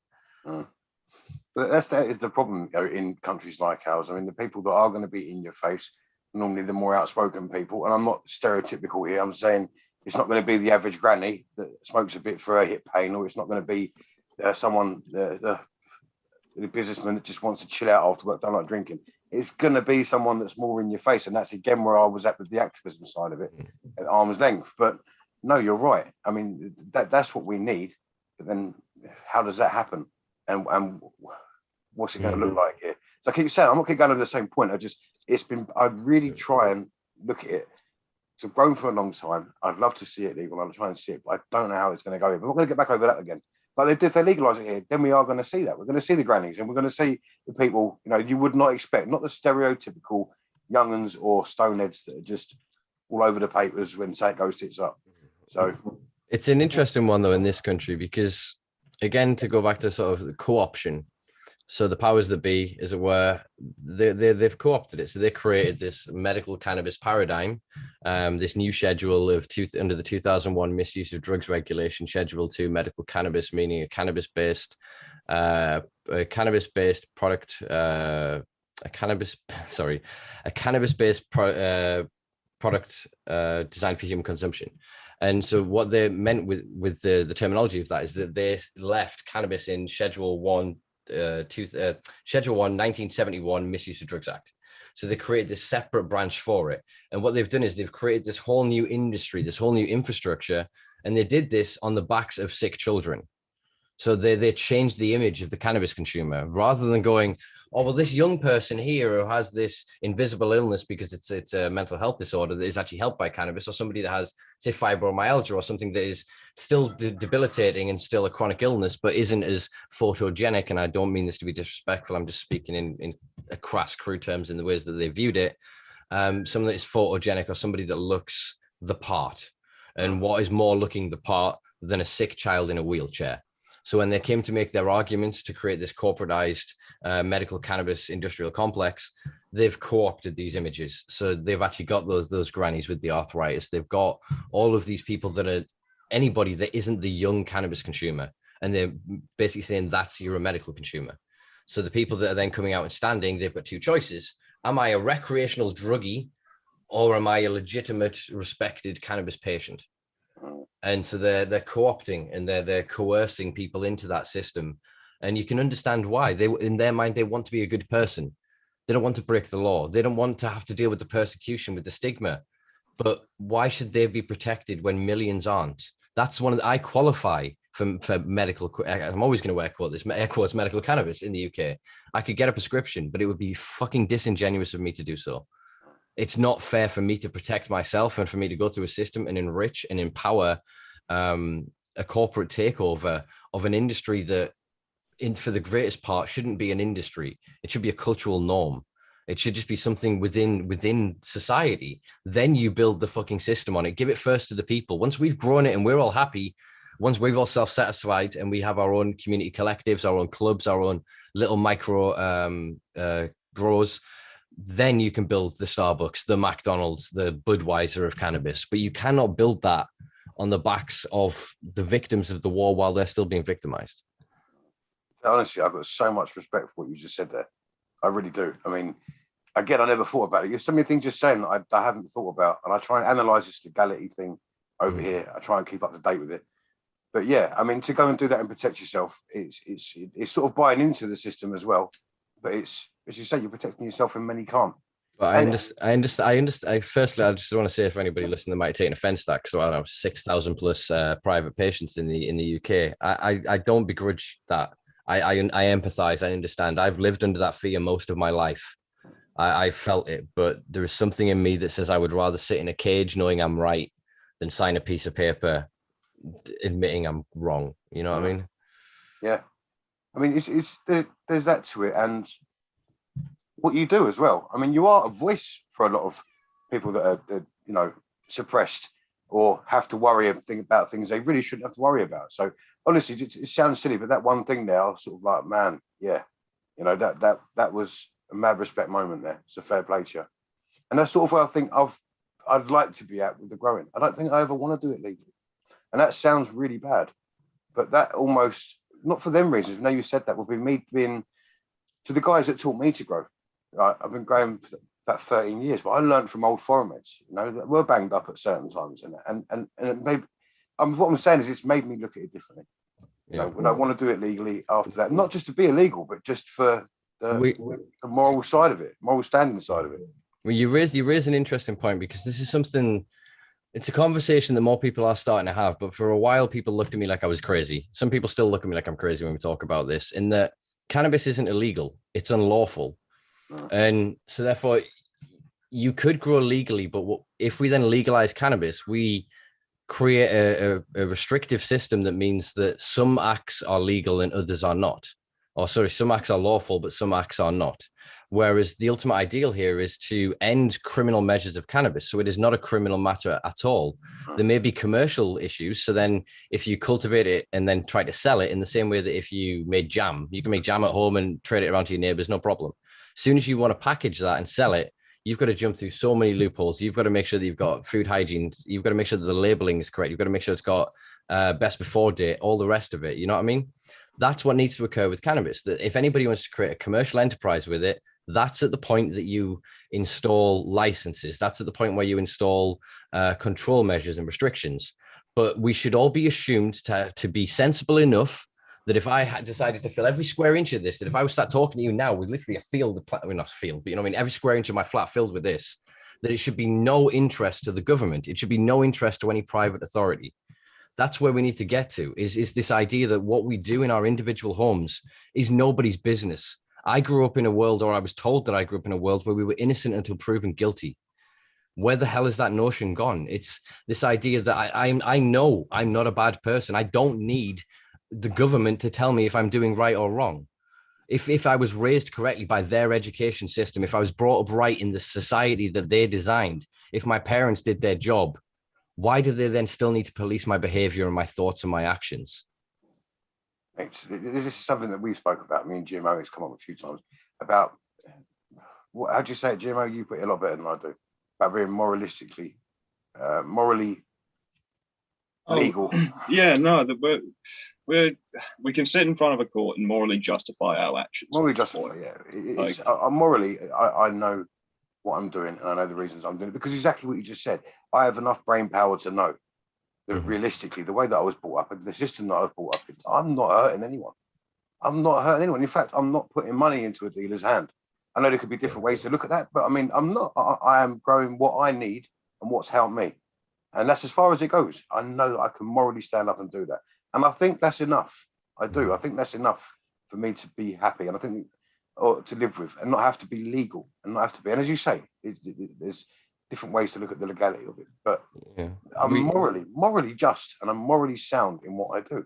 It's always my first question when I've got a brain, and I'm not stupid. You know. Yeah, man. None of us are. And that's the thing. You know what I learned?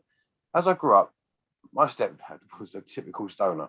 And my dad was against stoners. So it was one of them ones where it was like, you know, he's a stoner. And he was just like, yeah, man, like all the time. And I was just like, when I got to know growers and stoners, they are intelligent. They're all intelligent people. They are reasonable people. It's different. In my life, I grew up with two different groups of people, pubs, growing. And I'll tell you what, honestly, the brain power with the growing lot that are growing their own meds or just growing their own recreational smoke, it's mad. The difference and divide is, I'm not saying that people are stupid, but they are morally sound in their head in what they are doing. I think it's this is something I talk about quite a lot with as a consequence of like the DARE programs and things like that just say no to drugs. Is that you then create this feedback loop of going one spliff and you'll go crazy, one pill and you'll die, and then you leave school, you smoke a joint. I really enjoyed that. Are you crazy? Are you crazy? Dave, did you go crazy? He's laying down in the grass, he's fine, he's cool. So all right, we'll go to the dealer. What else has he got? And you end up exploring. You then end up with exposure theory, as I term it. That then because you're exposed to other substances and other potentials, you're more likely to engage because they've lied to me. I had a fucking wicked night on this, so let's try this other thing. And so you then end up going down this route. So until we can then interject early with actual factual education, then we're not going to end up sort of covering. We're not going to end up educating the youth to not have the consequential interactions with them at certain ages. I mean, in this country, at 5 years old, it's legal to drink alcohol at home. You can serve a 5-year-old a beer with their food. It's mental. Legally, that is protected. That is fine. That is cool, because it's under the emphasis of the responsibility of the parent that what you're doing there is giving them a rational and slow introduction into a substance that exists in society. You're giving them an education. And the people who grew up with parents that consume drugs, they typically grow up with a much wider worldview. You know, when their parents are getting together and they're smoking joints in the back garden, the conversation that's flowing, the things those kids are exposed to compared to the drunken rants and you looked at my wife, you bastard, blah, blah, blah. That hellish landscape that too many of us grew up in. Listening to Blondie again. Yeah. Always fucking Blondie, man. Why? But again, the exposure to different cultures, different music, different films, different ideologies. It's alcohol is a neurological depressant. They call it, actually, it's classified as a neurological retardant. It slows connectivity between neurons in the brain. Cannabis causes neurogenesis and causes neuroplasticity. It helps promote novel and new pathways, new ideas, new concepts. Just based on those two facts alone, yeah, you can see that if you have this exposure to one substance over another, you're more likely to be inquisitive, curious, and often grow to be what I consider myself to be, and the great classification of us, a lot of us, is wonderful weirdos, beautiful freaks that we are. We don't fit into society because we don't want to. We have seen what is on offer. We are aware of what they are trying to sell to us, and we do not wish to participate.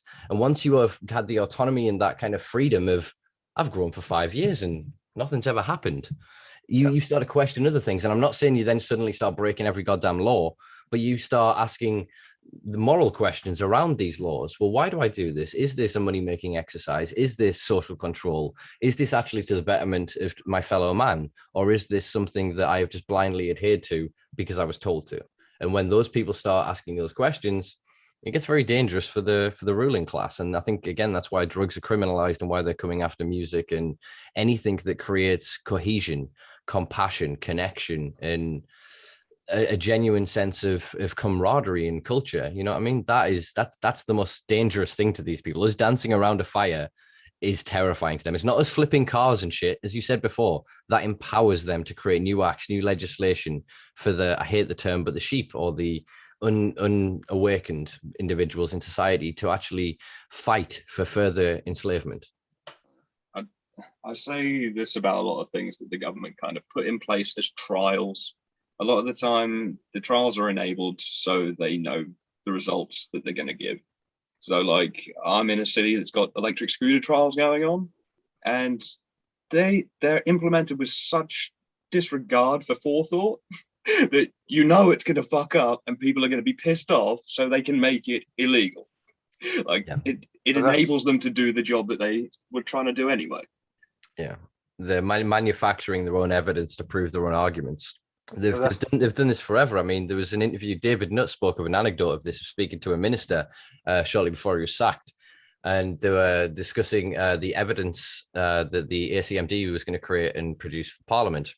And the minister said to him, with no irony, yes, but first we must decide what that evidence will be. So they basically said the politicians need to decide what evidence the Independent Drugs Council would find.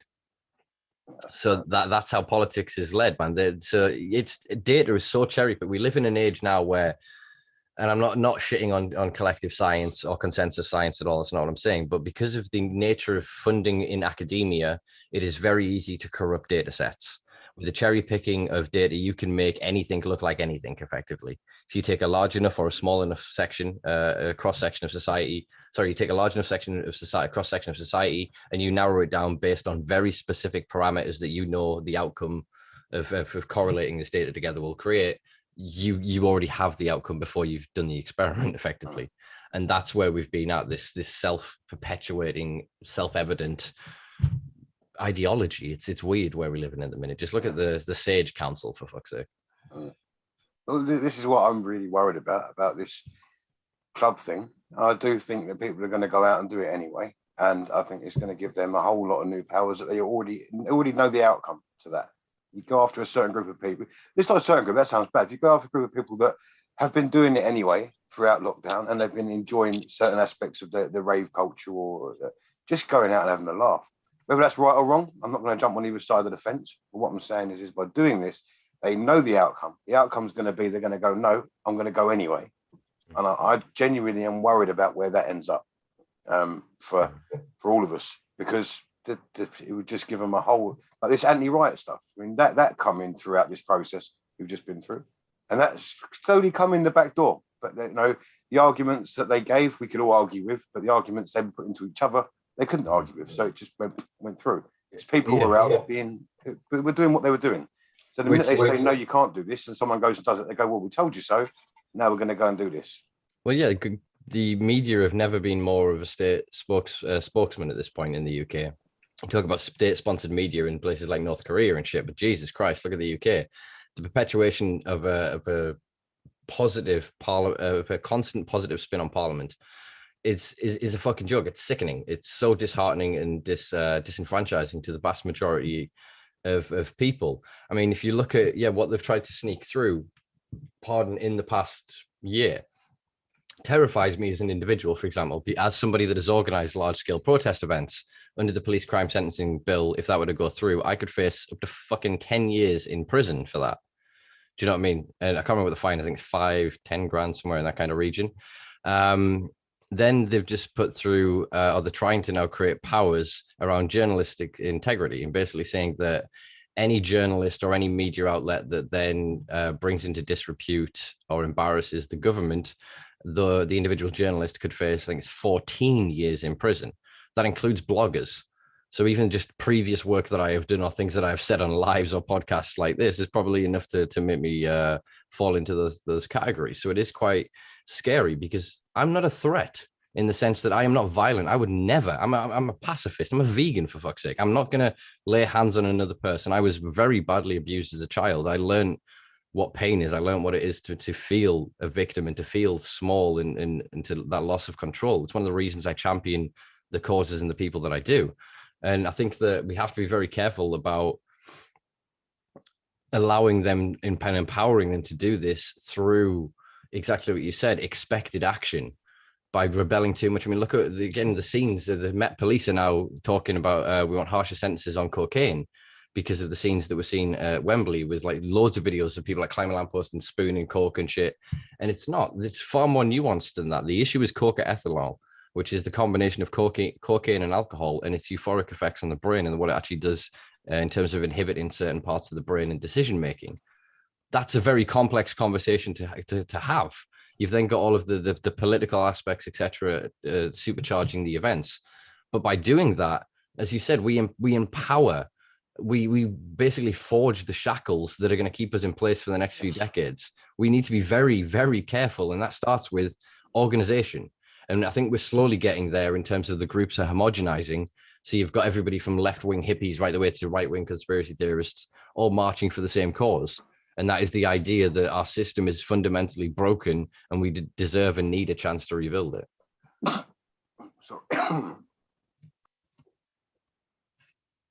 There's a lot of love in the chat for what you're saying as well, dude. Just to let you know, everyone's really enjoying the message you're putting out, and just kind of taken back by how much information you retain for, well, I saw a comment, 33, and that's a lot of wisdom. Like, yeah, I see that exact comment, man. It is, and it's just, as I said, you've got a way of putting things across, and it's that message. And I always say, you've got to play to the 1%, unfortunately, and that's not me being negative about society. You have to play to the 1%, and you have to, it's always going to be the 1%. Like, we were very good, one of the first things you said about part of the country you're in, a lot of large-scale operations moved up as soon as it was going to be a little bit more lenient up there, and then they have to take action. That's half the problem. But the way that you're doing it and the message that you're spreading, I think more people need to hear it. Because honestly, I had a barge pole out with activism. I was like, as I say, I really try and empower growers, and that's what my mission has been about the last 3 years. But I don't want to be. You've changed my opinion tonight in quite a strong way. I think a lot more people need to hear that message. I really do, because it's yeah. Thanks, man. No, I appreciate everything you've said and really appreciate the commenter. I forgot that there was obviously other people watching this for a second there. I'm so used to with my podcast, we record and then a week later we kind of release it. Yeah. And that's what I'm trying to do with the podcast. I understand entirely and empathize with what you're saying about keeping activists at arm's length. I've lived and evolved through that. I've only been in this activism scene, as it were, for 5-6 years, but I have lived this my entire life. I was removed from mainstream education. My dad killed himself when I was like 18 months. And I, from that, went through a system of very serious abuse at the hands of, stepfathers or educational institutions. I mean, they were treated like prisons before the law changed in 97 in the Child Protection Act. So I very very quickly at a young age learn about the corruption, the fallibility of systems.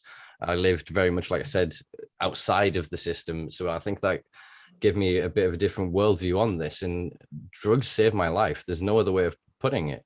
You know what I mean? I tried to destroy myself with every substance under the fucking sun for many years. And then it was deliberate use of things like LSD, of MDMA, that allowed me to open up, to deal with my trauma, to heal, to reconnect and rebuild my sense of self. And in that was this underlying narrative, or rather this underlying message, that the narrative of my life is to help. And the way that I can help is through having these kind of conversations. Right. So that's what's ultimately led me into then activism. And I channeled that rage, and I wanted everyone to know everything. And this is why I used to wear, the first few months, I used to put on a little tinfoil hat when I talk about some of the conspiracy theorist things. And it's a wonderful thing that in my tenure in this, the vast majority of them have been proven true. The number of companies, the number of international activists or advocates that I've spoken to that have shat on me in the past, or on the idea of things that I've perpetuated and now know this to be fact, it's very humbling. So I feel quite honored, but also obligated in this position to be able to challenge wherever I can. So in the podcast now is my activism. I will still attend protests and whatever else. I'll still engage and liaise with police and try to avoid people getting arrested and detained. I will still interject and try and help wherever I can. But I truly believe that if I can affect people like yourself, like in those small ways, that's what really challenges this. So we've had people like Urban Remo, we've had like Tommy Chong. I mean, some really interesting conversations with managers of various people that I'm not going to name at the minute to not jinx it. But this is exactly what I'm trying to do, is not impart my wisdom, because I don't know if I have any fucking wisdom. All I know is I have ideas and I have a belief, and I have this certain knowledge that it is in these conversations that we change the world. The picket and the placard does well, but communicating, discussing, finding that commonality, I think that is the ultimate tool. That is why, having lived a very violent youth, I find myself as a pacifist, because I do not ever want to inflict my shortcomings, my rage, my anger, my inability to articulate my emotions and myself on another person. It is not my point. And I learned that in activism. And like I said, I sympathize with your position, and I hope that anybody else that finds himself on that journey will take the time to recognize that your passion may be strong and your knowledge base may be deep, but you're not always right. I'm not always right. No one's always right. No, there's always more to learn. There's always more to find out. And the way you do that is you humble yourself with others, and you speak like this. You talk. You find that commonality. Like I said, that is if anything, anybody takes anything from this conversation with me tonight, is that it's in each other. I don't know what the fucking answer is, but it's in each other. Yeah. No, some of the things you said have really.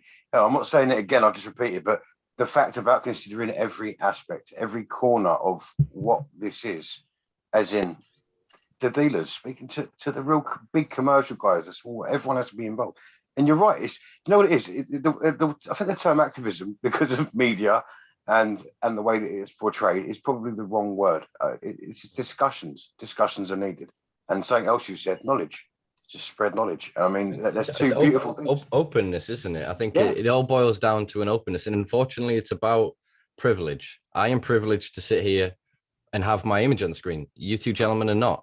You know what I mean? I am able to write for magazines like Weed World. I'm able to go into Parliament. I'm able to sit in community meetings with police officers, for example. I'm able to incriminate myself beyond measure.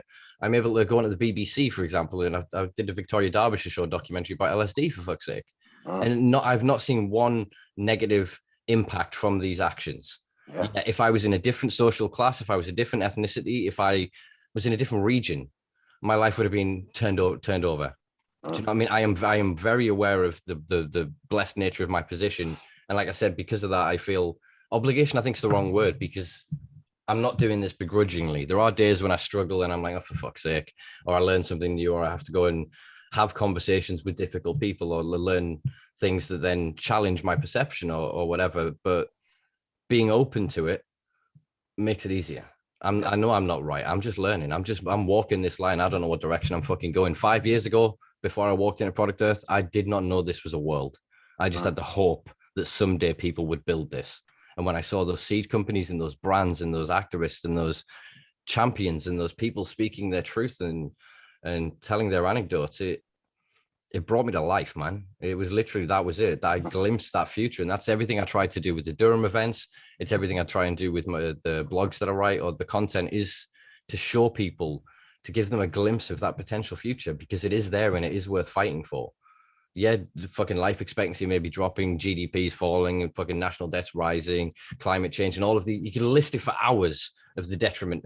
But the thing that is still there is the beauty of the world, is the idea that the sun will rise, the ground will still fucking give us, theoretically, the ground will still give us food, and in each other we will find companionship, we will find friendship. And to me, that is enough. Do you know what I mean? I don't have that ambition. I'd love to drive a Ferrari or a fucking Bugatti or whatever, but I'm not going to waste my life chasing that ambition when I can feel 10 times that in helping an old lady. This is going to sound so fucking Boy Scout, but helping an old lady cross the street or something is truly, I found, again, it sounds hippie-ish. I'm not religious. I'm slightly spiritual through my psychedelic experience, but I genuinely believe that it is in the service of others. That's the best I've ever felt in my life. And trust me, I've taken a lot of fucking drugs. And this egoic, hedonistic pursuit of self-gratification. And then there is that deep, resonant feeling that you did something for somebody else. That, once you taste that, man, that's addictive. That's the drug you'll chase. I can speak with that, because my saying in life is, motto in life, one of the simplest ones on the planet. It's nice to be nice, but it means so much more than that. It means exactly what you've just said. Exactly that. Just trying to put that smile on someone's face, trying to make that 3 seconds that you encounter that person that day just a little bit better. And it doesn't mean I'm running around trying to be Mr. Nice Guy. It also makes my day better, because it isn't something negative. So I can honestly resonate and live with everything you've just said, man. Yeah, definitely. Got a little anecdote from last week, and it made me smile there when I thought about it. And it's so silly, and it was a nothing interaction. So I'm driving down the street. A guy waves at his mate 2 cars ahead.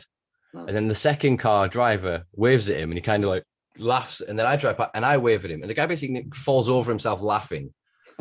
And, you know, so he'd gone from just like walking down the street and oh, you're right, to his mate. And he'd literally, it was like childlike. And this was a big bloke, you know, walking with the stance, you know, typical Northerner. And he's literally, and I drove past and go like this. Yeah. And he's just like, eh. And then he seemed like laughing into himself, and it was just such a nothing, nothing. But I was grinning all the way fucking home, and it's because it was childlike. This is the thing of it. We're all forced to chase this idea of maturity and grow up and get all these responsibilities and bullshit. No, the best thing that you can recognize right now, there are no fucking adults. There are just kids that get old and die. It is an illusion. It is an illusion. I'm 33. I didn't pass a point of adulthood. There are kids, my nephews look at me that are now teenagers, like I'm supposed to have my shit together, and I'm supposed to be some sort of idea of how to live life. It's absurd. Once you kind of recognize this idea that some people may have their shit sorted together in some arenas, but nobody has it together all the time, especially not through the lens of social fucking media. You know what I mean? Again, the activism thing, I rebel against the same thing of an influencer, is that you're either a brand whore or you're somebody that actively influences discourse and conversation. Yeah. There are positives and negatives to any of these avenues of which you can explore. But I truly believe that you are an activist and an advocate in any which way, as long as you champion truth. Yeah. You don't say that, THC is bad, CBD is good because you have a CBD company, or hemp is the best thing in the world, but that cannabis stuff is dangerous because you want a hemp company.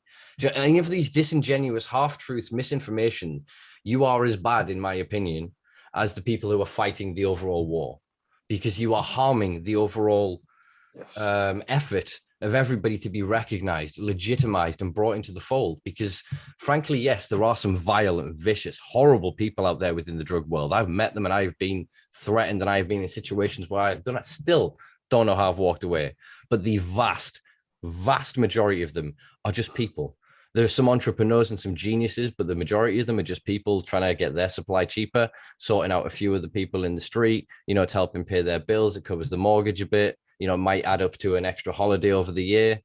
They're not bad fucking people. They're not doing anything wrong, man, as far as I'm concerned. There's always a story there. That's the thing. There's always, if you take away the labels that we put on things, and wherever we want to come from, whichever side of any argument, you put a label on something, like I did with activism, and I'm putting my hands up now after talking to you, or you put a label on dealing. There's always a story. There's always a reason to, you know, and that's something that I think people always must understand.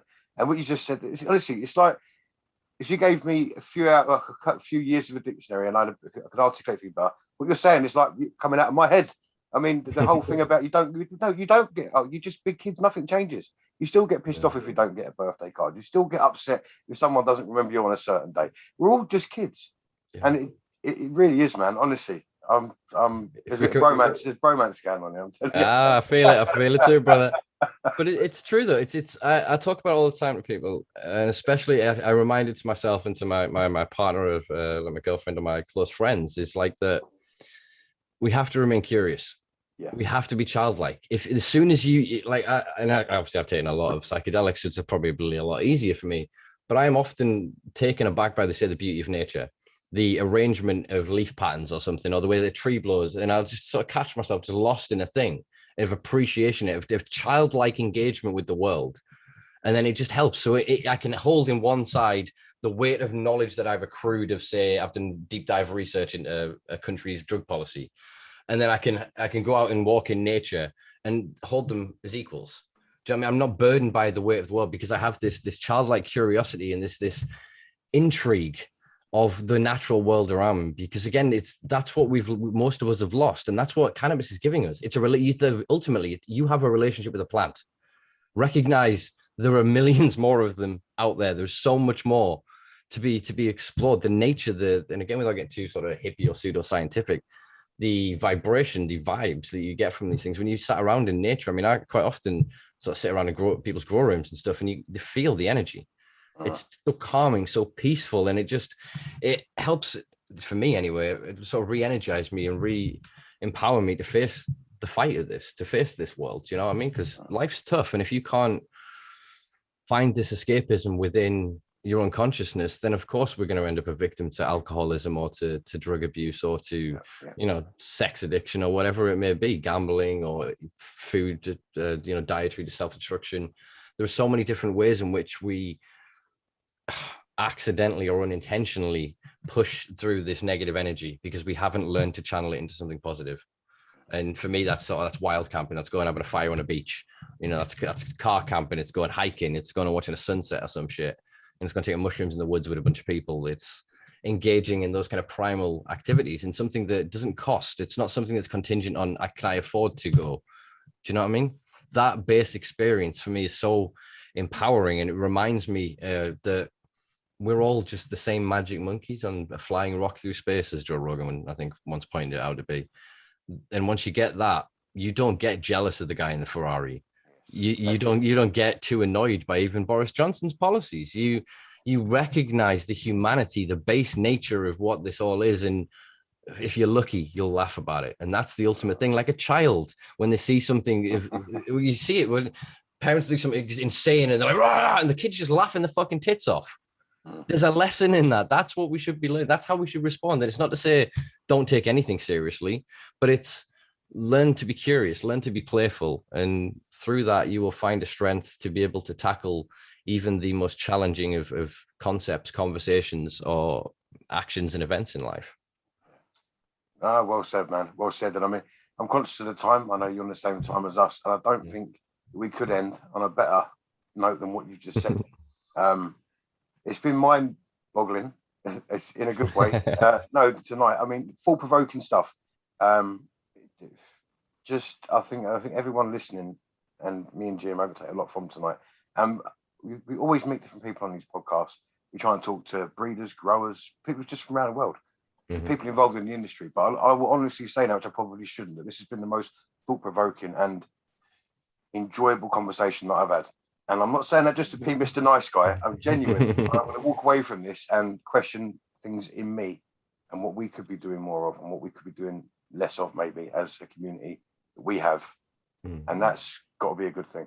So definitely. I'm massively in awe and in respect of you. And if there's anything we can ever do to help you along with what you do, trying to spread the word, then we are 100% in. So, yeah, man. Mad respect, honestly, much appreciated. Yeah, feelings mutual, man. It's wonderful to the forums and of a community and growers of community. Someone as a whole is something I've really struggled to sort of engage with Possibly because when I was trying it, I was saying before, a bit aggressive and antagonistic, as was my nature at the time. Whereas this year has very much given me hopefully an opportunity to be exposed to a larger audience, and hopefully to a lot of the sort of older generation of people who have been quietly fighting this in their own way for decades. Because too often I met with, young lads that they're all about flavor chasing. They're all about the culture that's created rather than the respect of what it's taken to get there. And that's what I want to honor and to connect these generations and these individuals, as we said, because we're all in this big grow tent together. Let's put it that way. But yeah, it's been a pleasure. And likewise, you have my details, anything I can do at any point. All I do all day basically is just talk to people. I've gone from being very public and doing like 3 or 4 lives a week to now I just spend 10 plus hours in private conversations, because like I said, I feel it truly where I'm most effective. If I can in 2 hours get you from going, dropping that barge pole, I believe there's hope. I do. So yeah, it's been a pleasure, guys. Honestly, thank you very much. No, but honestly, this has been ours, and I'm sure everyone in chat would agree with that. But GMO's putting your links to the YouTube and Instagram in chat. Obviously, everyone, perfect. I'm sure everyone already does follow you, listening to us, but definitely go over and check out.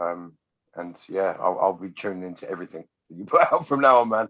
So excellent. Thank you very much. Cool. I'm here like an anime character, all starry-eyed, like. Yeah, I'm just really grateful for your time, man. Like, I've not had anything to input. Yeah, exactly, bang on. But yeah, I got nothing else.